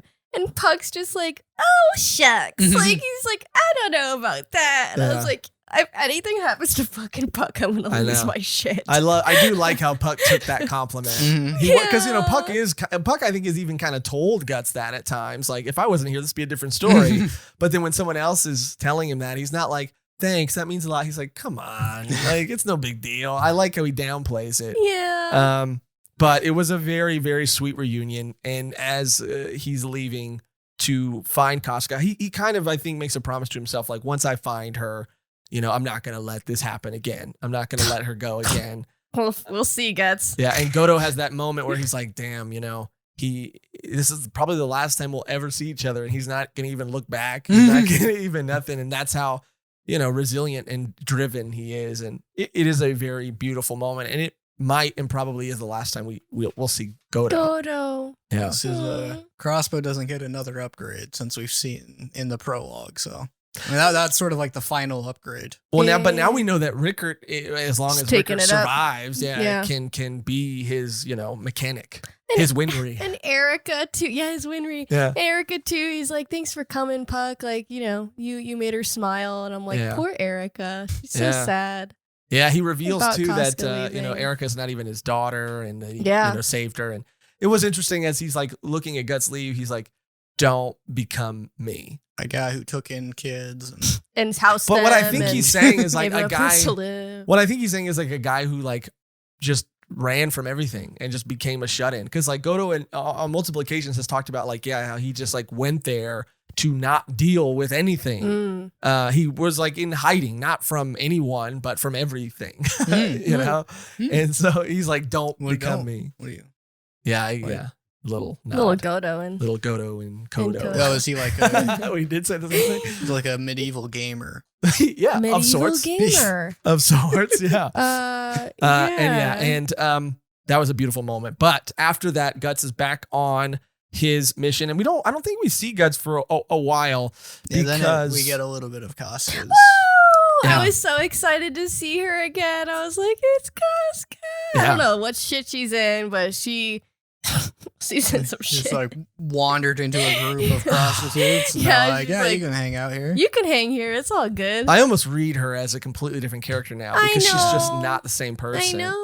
It's sad. It's really sad. I'm like- but yeah, I was happy to see her Me too. regardless, and I'm Yeah. happy that hopefully they can reunite, even though she might not want anything to do with him, much like Frankenstein and the Frankenstein's What's Bride. interesting too, Have you though- been on a Frankenstein? yeah, No. did you just read No, Frankenstein? I didn't read it. I just am remembering, Yeah. like, It reminded me of that scene with the flowers and Frankenstein. Like, I can't That's reference a- something. What the No, you hell? can. It's You know just- what? No, oh, you can't? Okay. All I right. can't because I What- say plague. What's Plague. You don't Also- say plague, you said plague. What's also important that I don't want to forget is that when he got that prophecy the first time, when Guts gets the prophecy in the cave after Zod got it from the Hawk of Light, Guts gets it from Guts Jr., which I feel like is Oh very my disrespectful to call him, but God. I'm gonna It stick Guts to it. Jr. Dude, Guts Small Jr. is getting. intestine. Guts Jr. is starting to seem as if he's protecting them. Yeah. Yeah. Especially Uh-huh. with Casca. Especially with Casa. Especially with Casca. Casa. Mikasa. Mikasa Me Sukasa. Casca as Sukasa. Mikaska, Sukaska. Wow, you know we're really at the end here. But yeah, I forgot to mention that's very important. With her, I keep waiting for the moment where she becomes a fighter again. Mm-hmm. Mm-hmm. I hope it's soon. I hope she's able to snap out of it, but we'll see. Well, yeah, she's at like the tower. She's near the Tower of Conviction. Is that correct? Yeah. That's where he's like Yes. told to go By go Guts Jr. by yeah. Guts Jr. And he's like, "Not you again." And I'm like, I know Yeah. it pains me. Well, he's been thinking this whole time that he's been like fucking with him.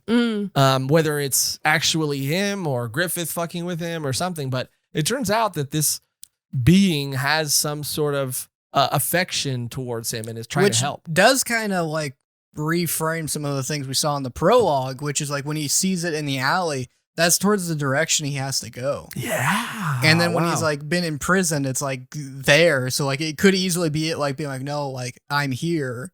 But it's because it can't communicate, he thinks it's like haunting him. So it kind of like recontextualized a lot of the things we've seen. How tragic, man. Yeah. Jesus Christ. But yeah, and we also meet, so we do get to see Casca, and we also get to meet everyone's favorite Inquisitor. What's his name? Mozgus?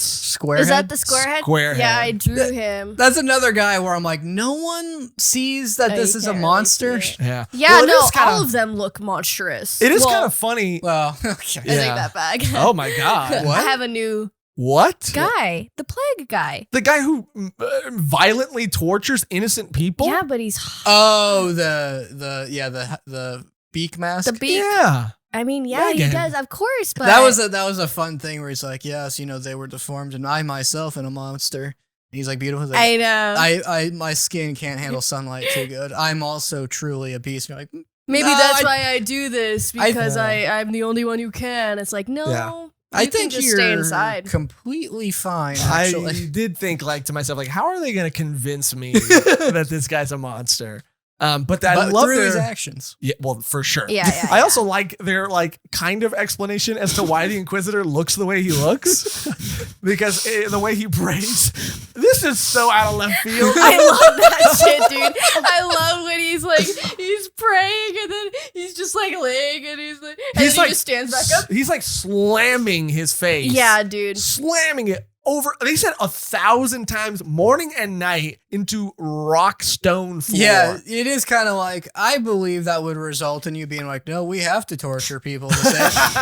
It's just His a guy head's all who's just been messed like, oh yes, he's the one we take, because afterwards he basically is like, ooh, all right, yeah, let's get back to work, guys. Yeah, he's like, I can't feel my legs. I probably won't be able to for a couple hours, but the pain, the sensation comes back. It goes away. I do like every now and then you'll see the girl, I don't remember her name. but- Farness. The Farness, Yeah, yeah. she's Farnese.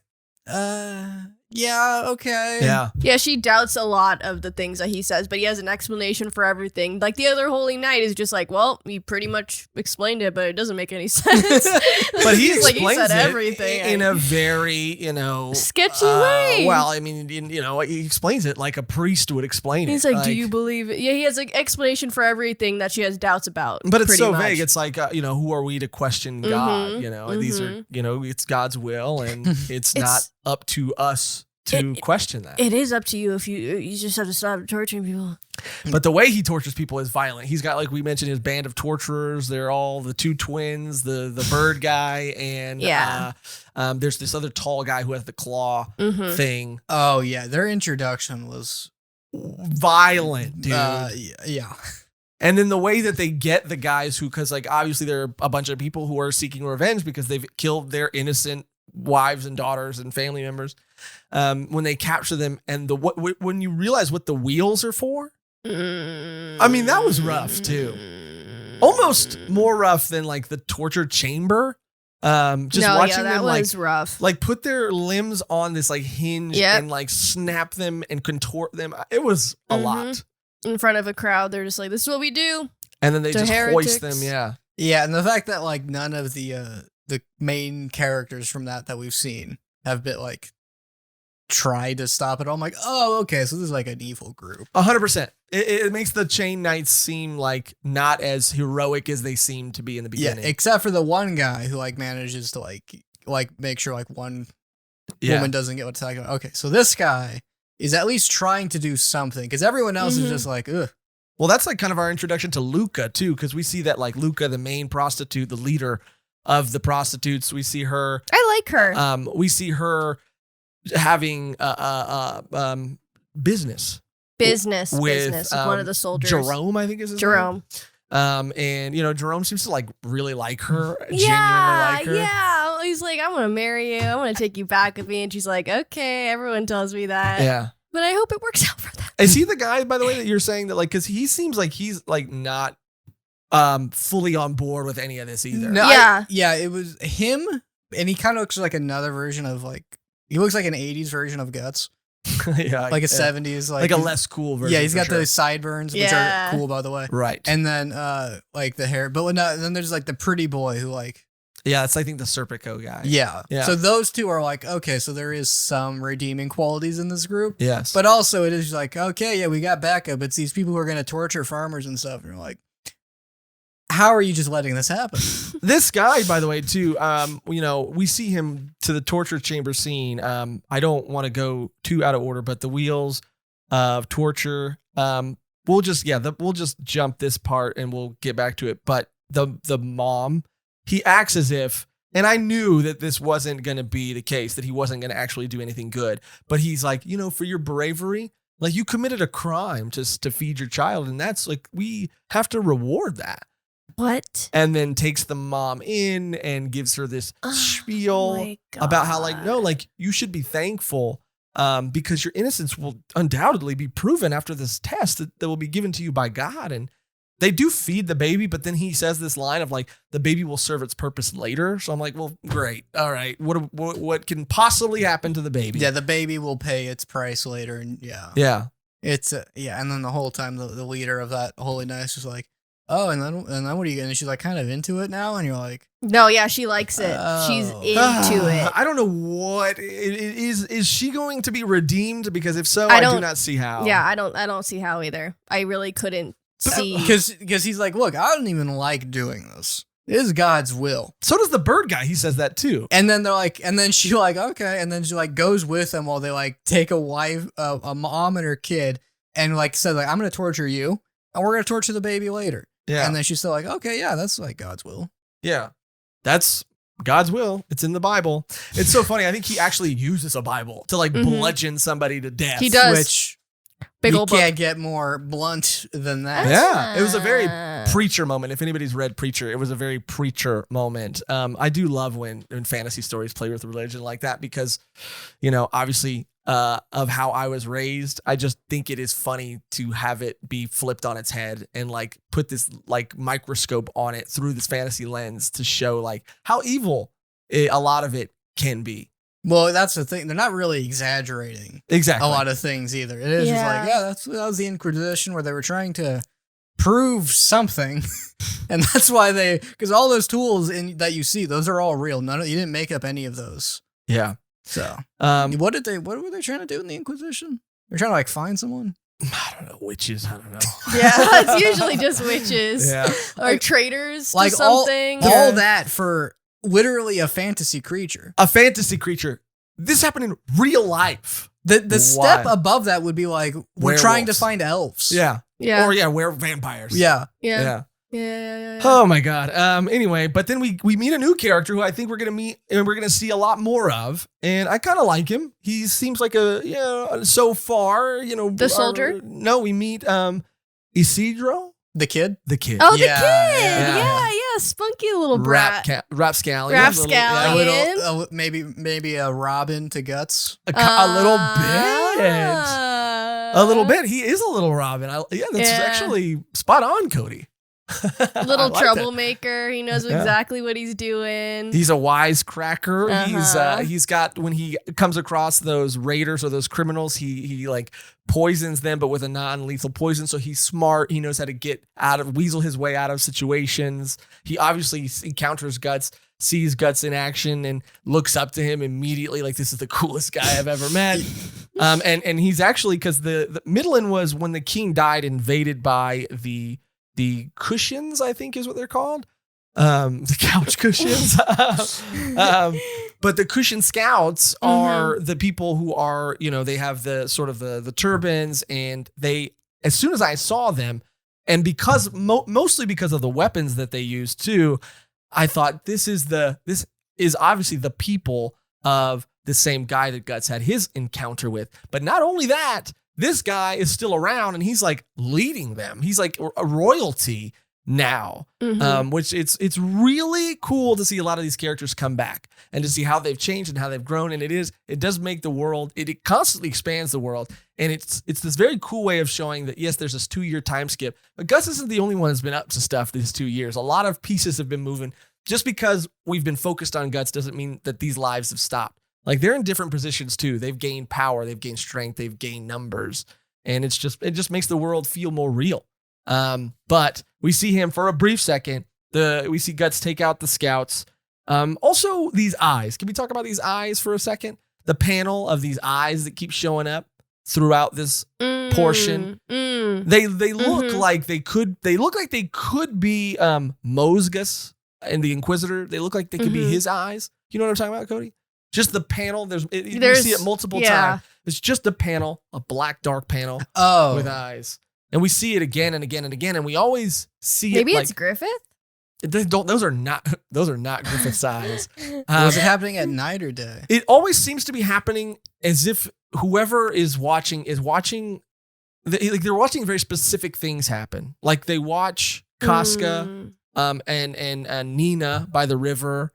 It watches I wrote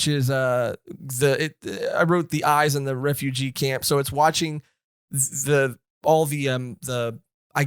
refugees or the villagers who are struck by the plague in that like homeless campground that they're all in. Like, it watches like very specific things. It watches what happens to our boy later, Zhao Chim, I think is his name.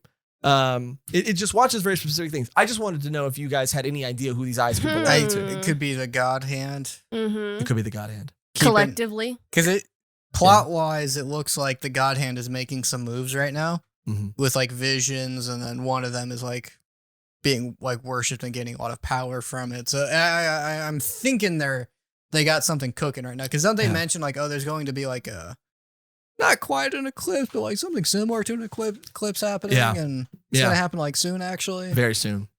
But yeah, I just wanted to see what you guys thought about that. But we're winding down. We're gonna get through. We're almost to the end. This is the last like series of events because obviously the thing happens with Luca, Nina. Luca is taking and the care. Santa Maria. yeah. All right.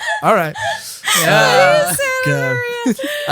And she's gotten this medicine because she has this disease. She seems like she has an STD of some she sorts. definitely, that's exactly what's going on. Yeah, and she's been tasked with taking care of Casca, who they've named Elaine. Yeah, they get Elaine, and, Yeah. and they like literally wrap her face in bandages, and they say like, "Oh yeah, she has syphilis. Like, don't touch her." And they're like, "Oh yeah, no, for sure. Thanks for looking out, homie." Yeah. And then they don't touch her, and then they keep falling off, and they're like, "We can't have this beautiful girl be seen by anyone." Yeah.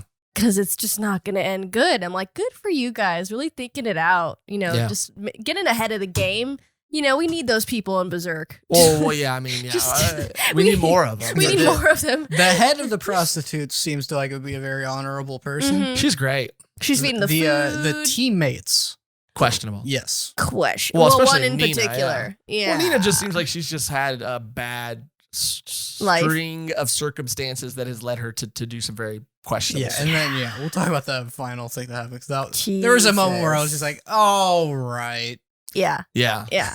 Yeah. But there was one interesting thing that happened. One super interesting thing that happened right before that is that so Nina and Casca are in this river and they're washing themselves, or Nina is washing herself. Casca is starting to see these demons sort of start to slither towards her, and then she sees Guts Jr. again in the grass, and he seems to like protect her Yeah. from these things. Like he seems to like scare them away.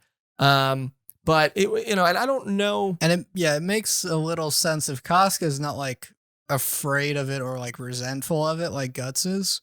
Mm-hmm. So like because like maybe like along the lines of like how people can only see elves if they want to. Mm-hmm. Maybe it can only really help if like Mm-hmm. you don't view it as an enemy. Because it like tries to help Guts, but it's not. It can't like ward them off like it can for Casca, or that's where it's Yeah. devoting all of its strength to. Because Guts doesn't need it, maybe. yeah, Well, I don't think that. I think it has a lot to do with that. And like Gus doesn't want to accept that is actually his child. He just sees it as like another demon. Whereas Casca, the minute it was born, was like, "Oh, this is my baby," even though it looks all like not good. She Yeah. was like sad when Guts like, toss it away or whatever. So like I just think that like Guts not accepting it or accepting its help, because it kind of did help him. He was like showing Guts where Casca was. So it's like he's helpful. Guts Jr. can help, but you just don't want to accept it, Guts. Yeah, Guts Jr. Is out there looking out for Casca for sure. But here we get into Nina's up to some stuff. And Nina's say the into least. some dark stuff. Some at super the dark moment. stuff. very this story really ramps up its sexuality. Yeah. Well, we find out that this guy, I think I'm saying his name right, Zhao Chim. Zhao Chim is in love with Nina, and Nina's like, you know what's up with my body, and he's like, I do. It don't matter to me, girl. I'm ride or die. She's like, would you go to hell with me? He's like, I'm there. What time? What time and place, baby. Yeah. Yeah, and I was like, okay, it's just typical like teenage like story. Like would you die for me? I'm like, oh, okay, and then I'm like, oh, that wasn't a rhetorical. It's not a rhetorical question. She asked. No. She's like, meet me on the beach at midnight. Oh and yeah, how nice. romantic. Like, oh no, are the kids gonna get attacked by ghosts? I was like, well, I did think she was up to something. I did not expect it to be what it ended up being. But he meets her by the beach and then leads him into this like cave, this cavern, where there's just a eyes wide shut sex party happening. Yeah, like devilish. And Luca's antics. following them too. Yes. By the way. Yeah. And Casca's following Luca. Lucas. Yeah. It's just everybody's following everybody. Yeah. But yeah, dude, this was very unexpected, very graphic. Very graphic. Yeah. What was interesting too is, and when I say graphic, I'm talking down to the fluids. It was like Oh my everybody. God. Yeah. It was viscous. It was insanity. Yeah. Like it was that, and then the guy with the goat head. The return of the goat head leader, guy? The The goat return head of the guy. goat head guy. He's just like, yes. And I was like, oh my God.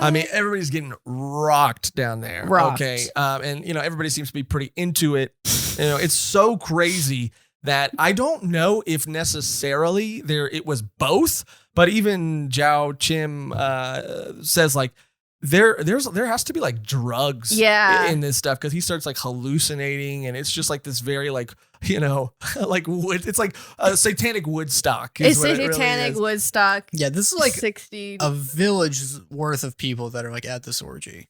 Yes. And I'm like, oh, that makes sense why she has an STD. If she's Well, doing this, for That's sure. amazing. She has one. It's amazing that she's not on fire. yeah, they're very close to the fire. Yeah. No one's caring about how close they are to the fire. And she tries to like convert him. She's like, I brought you someone to convert. And she's like, okay, you just need to take this final step. You just need to drink this liquid. And it's got like ears and eyes. And Baby he's like, soup.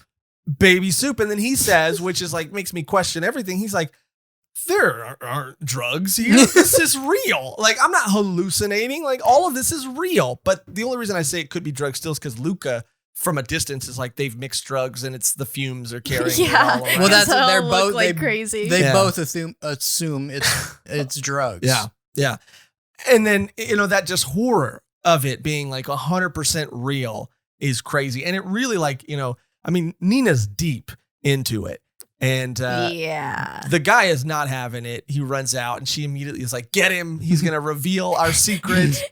Chase after him. Kill him. They chase him off a freaking cliff and he seemingly dies. Anytime someone falls off a cliff into water, you never Ever. assume they died. Never. If you're ever in that situation, it seems like it's going to be a lot of work, but you got to go down the hill and you got to check. Yeah, definitely. Just be like, oh, well, he's gone. Yeah. It depends on how high, though. Yeah. If anybody in pretty the high. group, if anybody ever says in the group, not from this height, then you know that they're alive. Yeah. For sure. But yeah, and so, man, Luca runs after Nina and is like, because the sex cult, they go back in after that. They're like, all right, cool, good work, guys. Yeah, we did it again. We got him. Got him. And then this is the thing I think you're maybe talking about, Yes. where The final straw, me being like, all right, dude, I can. All right, What? thematics. think about what happens The next. spanking? Yes, Yeah. dude. Okay, I kind of will not say I like it, but I was just going to say, That's what like, you were going to say. it's That's what you were symbolizing saying. like her being a stupid fucking kid and her needing some guidance in her life, and I just took it that way, not Sure. like a sexual she thing. a I lot know of other ways to she did symbolize spank that. her a Yeah. lot. A lot of other She ways to caused symbolize another that. kid to die, which is why I didn't like the story. Was she's like, oh, I'm sorry, I shouldn't have done that. You just caused a kid's death. You It should've- murdered someone. It should have been like maybe like a punch or like a couple slaps. Because what it was is it was a slap in the and face. then Yeah, And which I was like, oh, okay. Yeah, I was that's like, good. Luca's a Yeah, badass. yeah, like, it makes she's sense. an authoritative parental figure. mhm. She's, scolding her. She's making her feel guilty for and own her actions. Like, but she's also being loving and nurturing. Like, it's okay. I know you're confused. But then the spanking. It was unnecessary. I get it. She's a child, whatever. But I just didn't need it. And I think it was like bare ass spanking. it was bare Yeah. ass spanking. I Because mean, she's she was half bare naked. Naked, yeah. Yeah, she was bare So ass naked. and that's the weird contrast too. Like, I mean, she just chased another kid off a cliff, and to be like bad. Yeah. So like it is like that. Like maybe if they just snuck away, Mm. maybe a spanking would be warranted. But So what do like, you think what was she supposed to do? Let me. Someone, this child this person has under their care, ran off to join an orgy and then killed someone and was like, "Oh, you're getting a spanking now." while they're naked from the orgy they were just in. Yeah, I wouldn't want to touch any of that. Oh yeah. I'll spank you after a bath. Yeah, Yeah. take a bath, Yeah. and then we can talk. Yeah. And then you're in trouble. And then you're you're cruising in for a for reason. it. Yeah.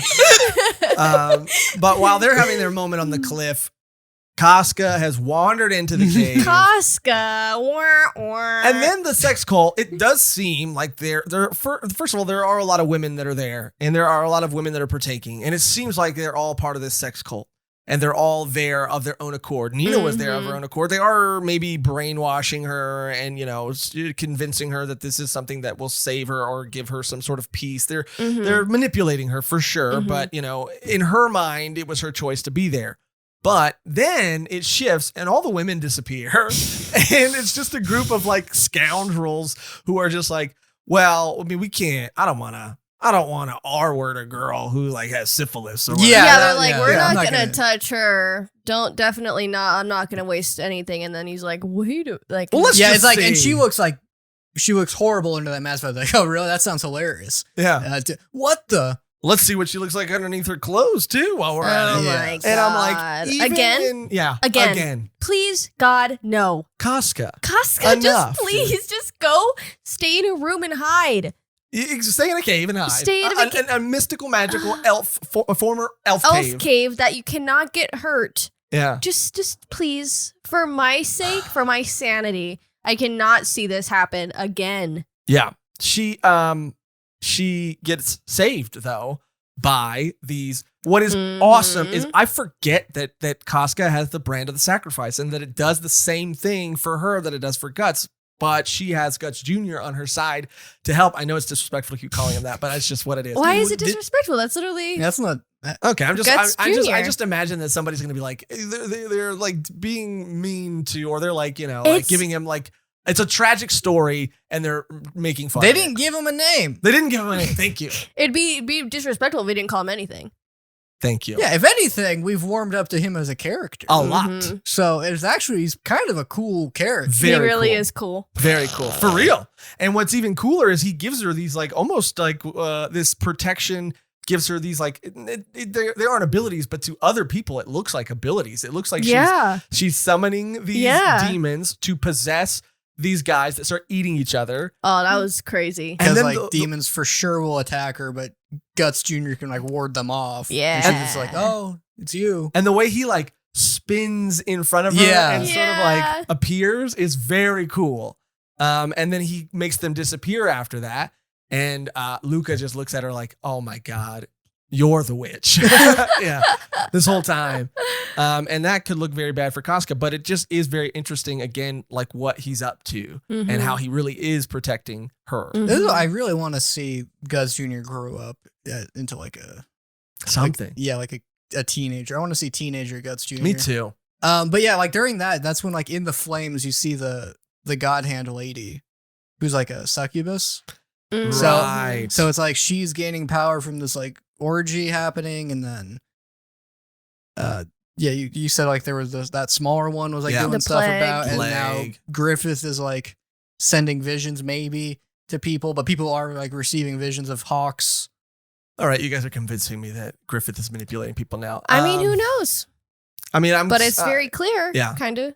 Who knows? But it's very clear. It's very ambiguous. Thank you, Cody. But now this is the dense part.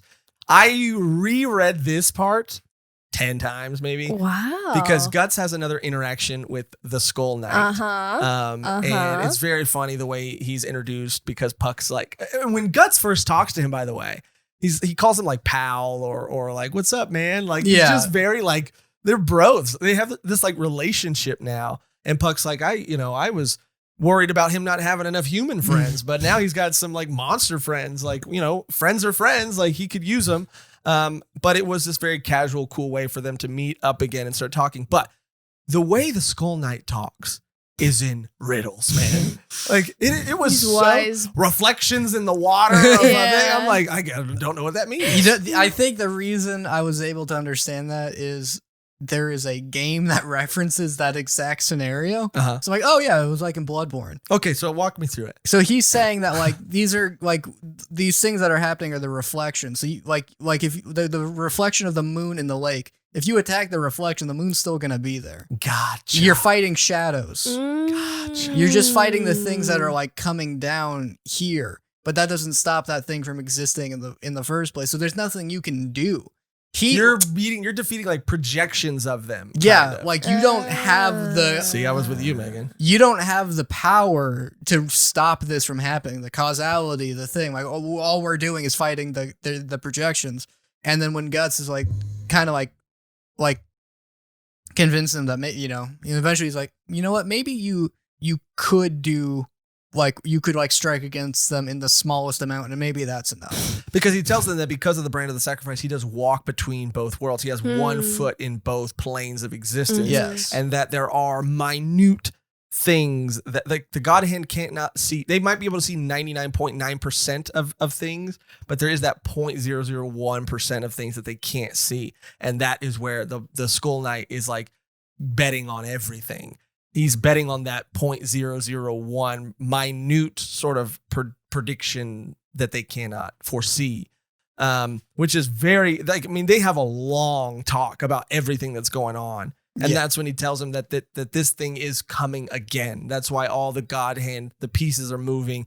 It's going to be something that is going to be imitating the eclipse. Yeah, like Jesus. another, like they're like going Yeah. to simulate an eclipse again Yeah. to like form like another window for him to join in, and they're like, so we're not even fighting the eclipse now. We're fighting we're just trying to stop the imitation of an eclipse is impossible. Yeah. And I think the Skull Knight is just like he likes Guts, but it's like you can't do anything. Yeah. Yeah. But then Yeah. but then it's like, you know what? Let's Maybe. give maybe. And Just that maybe. maybe. And that's sort of like his like I think that's the Skull Knight's character moment there of being like I think he's just been lived so long where he's the only one who's been able to stand up to these things. Yeah. He's not as hopeless as Guts is towards people, but he is just like I mean, it's nice seeing you, man, Yeah. but yeah. you can't do anything. Yeah. And then when he's like, but one more. Let's give it. Yeah, you let's know give it what? one more Let's try. give it one more. Might as well. What else are we doing? You know? Yeah. And I think he even Fuck gives him it. the prophecy again. You know, he's like, Mhm. I'll see you again, you know, when. And then he recites the prophecy again. And then we get the cool line with Puck, Yes. which gives you another like, who is this guy? What? Yeah. And he says, Megan, you say it. "Oh, what did he say? He kind of I felt. thought He you- I thought kind you of had it queued felt up. like an elf." And I was He like, said, yeah, "Huh? Yeah, he has the presence, or he gives Puck that feeling of an elf. Of an elf." Which it's a specific choice of words that what does that mean that he doesn't say like, oh, he is an elf or he seems like an elf. It's just very specific that they say like the presence or the feeling. Yeah. What I'm thinking is the Skull Knight is the closest to an angelic figure in this setting. Oh. Because elves are supposed to be like mischievous little like scamps. They're not supposed to be monsters. Right? Those are like scams. Yeah. those are like evil, like abominations on what an elf is supposed to be. So like Puck is so far like his race is like on the good mythological side, even though they're like still sheep and stuff. Mhm. And I think the Skull Knight is another I think he was someone who got turned part mythical, Mhm. where Guts, because he doesn't have a brand. I don't think they. Well, maybe he does, maybe he doesn't. Maybe I don't he know. does, but that hasn't been shown. And like he says, like, well, you have a brand, so that puts you in both sides. So he's either saying like, maybe you, well, but I feel like that would have come up before. Yeah. So so either he's like, maybe because you are like me, we can like do this, or he's like, you have a brand that gives me another asset to fight as Yeah. someone. I'm thinking he got like anti-behelt Yeah. egg face. Yeah. Yeah. Yeah, he's got to be something. I mean, he can't just be eating these eggies like no one's business. Well, I I mean, mean, he's not yeah. a human. What I Yeah. would think happened is he made an egg deal for the power to stop the God Hand, and it warped him into this Skull Knight figure. Mhm. Because I don't think anyone so far has made a wish to like defeat evil. Maybe, yeah, because he has a connection to them. He obviously has a connection to the Behelots. He has, like, you know, he's aware of them.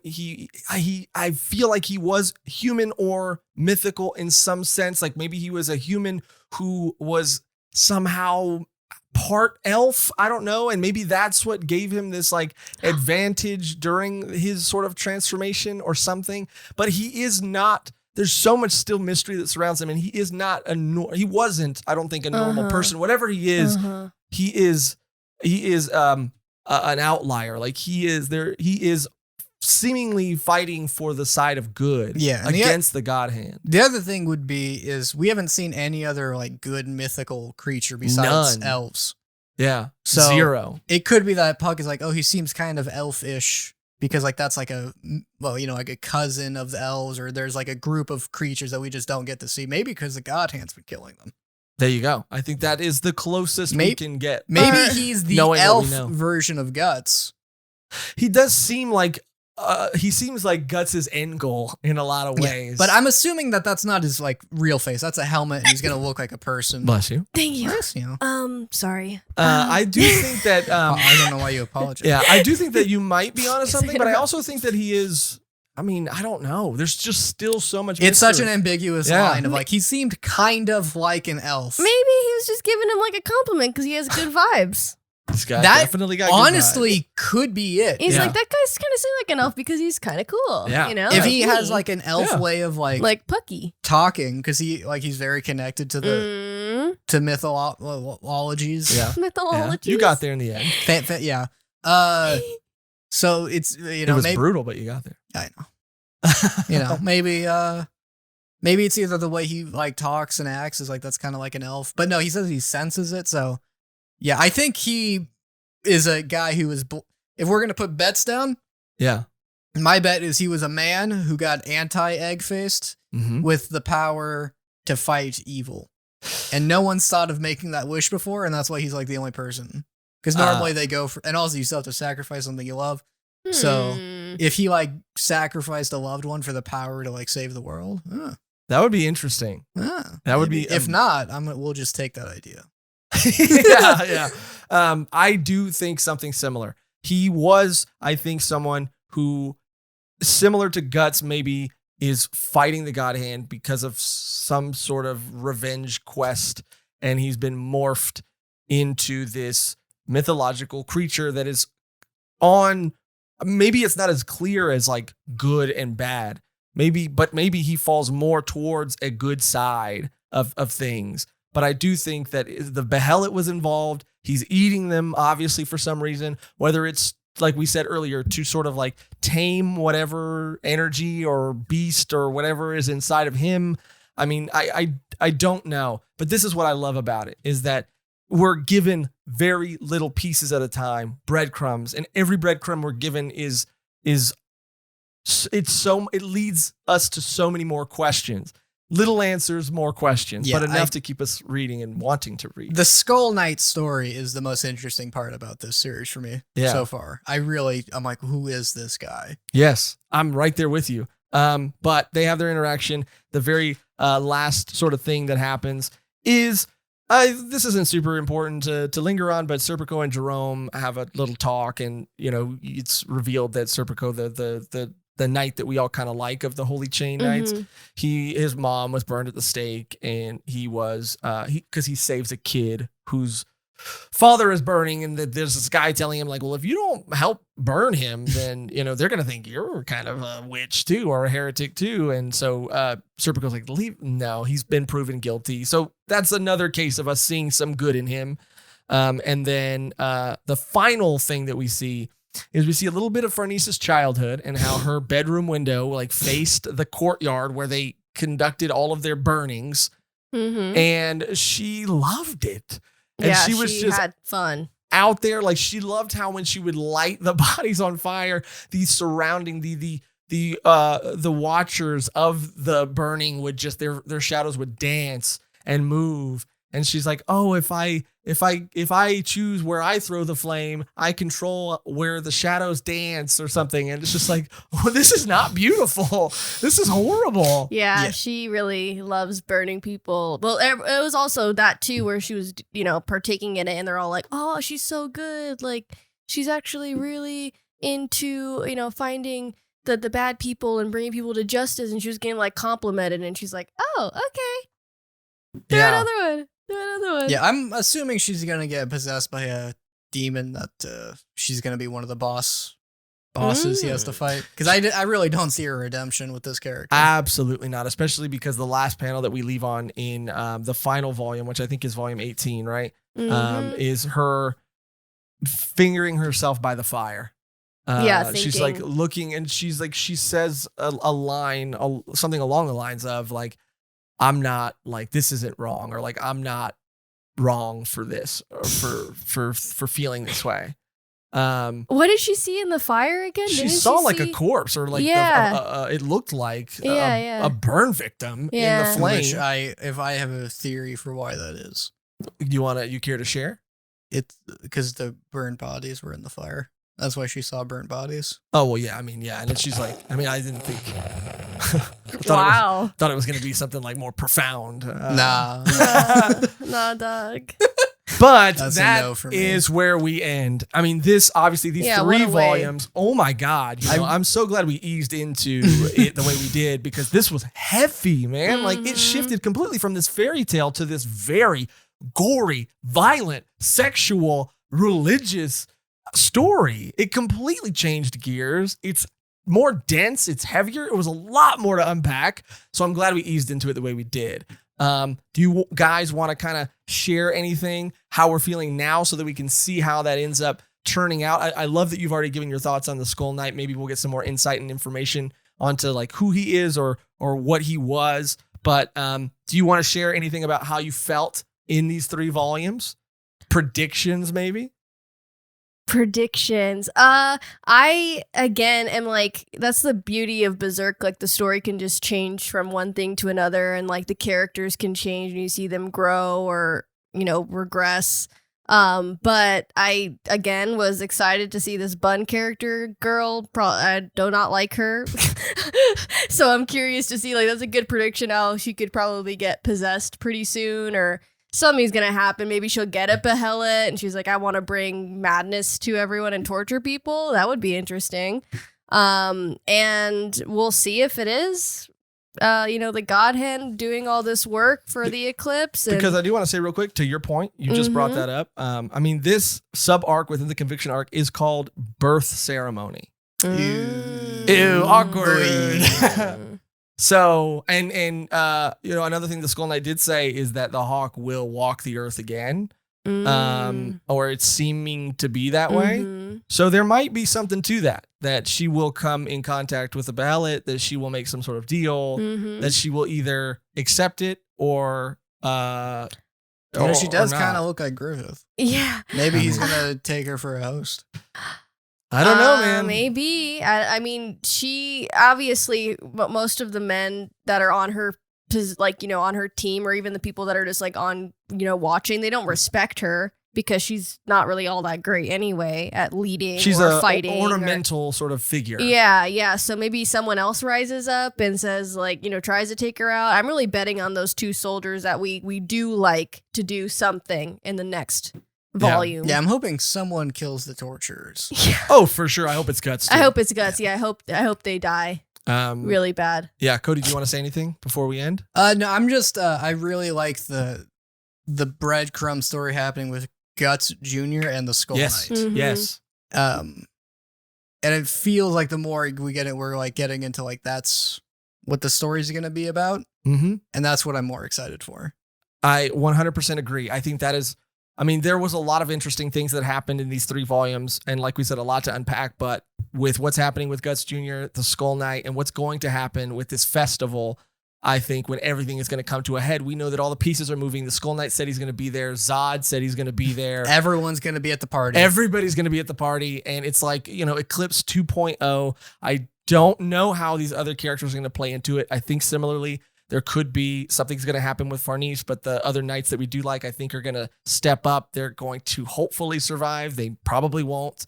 But I do find that to be the most interesting aspect of the story so far. I want to reread the Black Swordsman arc now because I want to see what that Guts Jr. what exactly he's doing and Guts' reaction to him. Yeah, because that still takes place after all of this.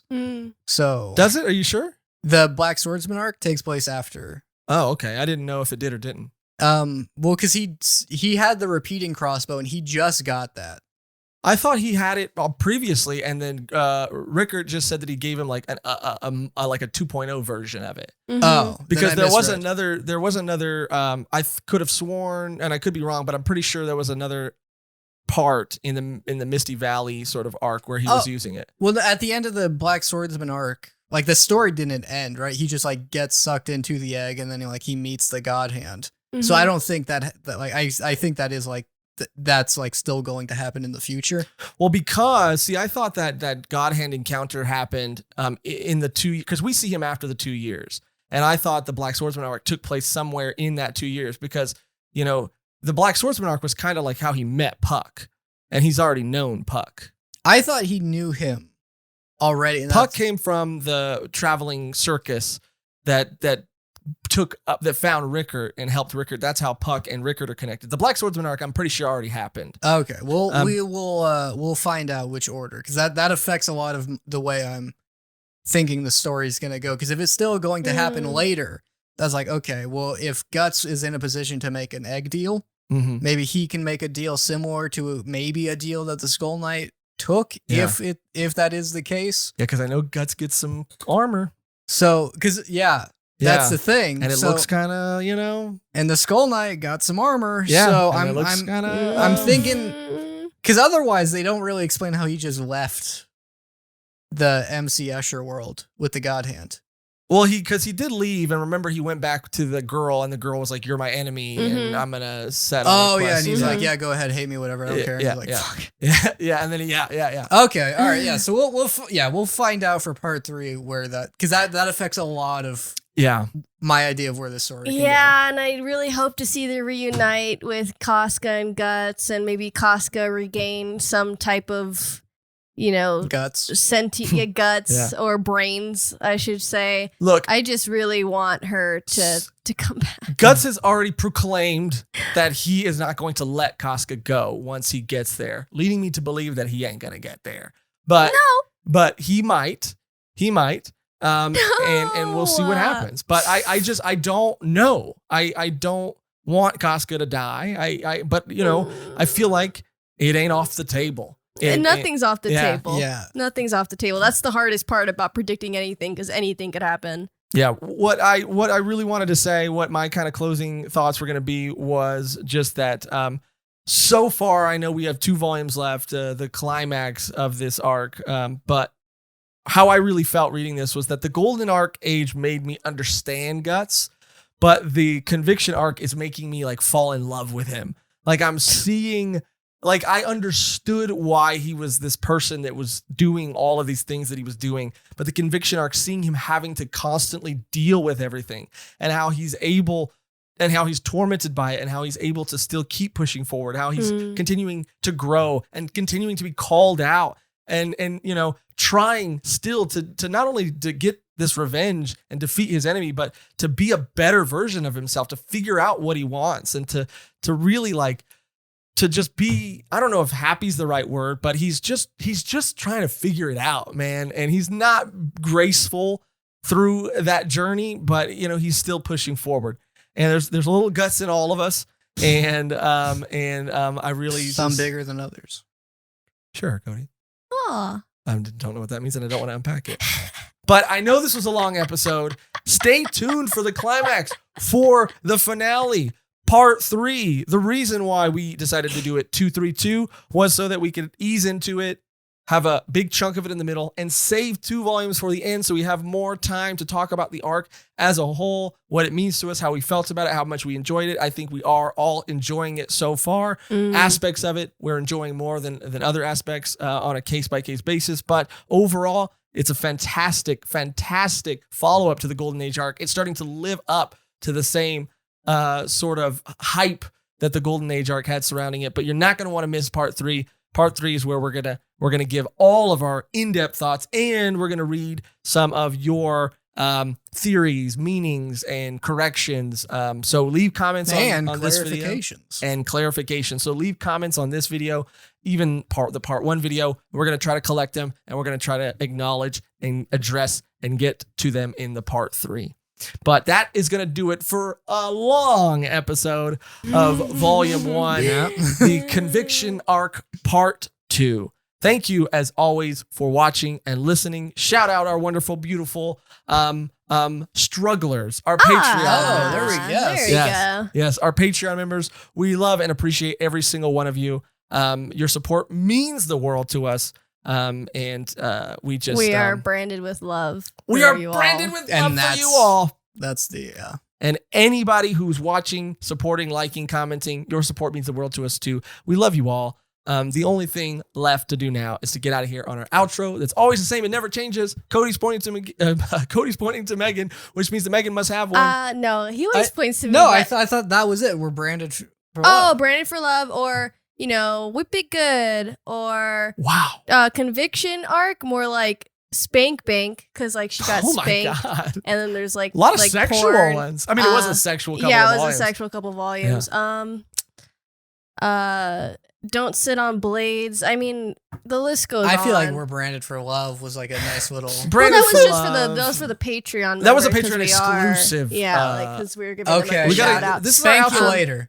Spank you later. No, Cody, it's not bad. Cody, it's our outro that's always the same and never changes. That's a good point. We should say the same one. That's why would we change it up now? That's a Thank you for watching. Thank you for listening.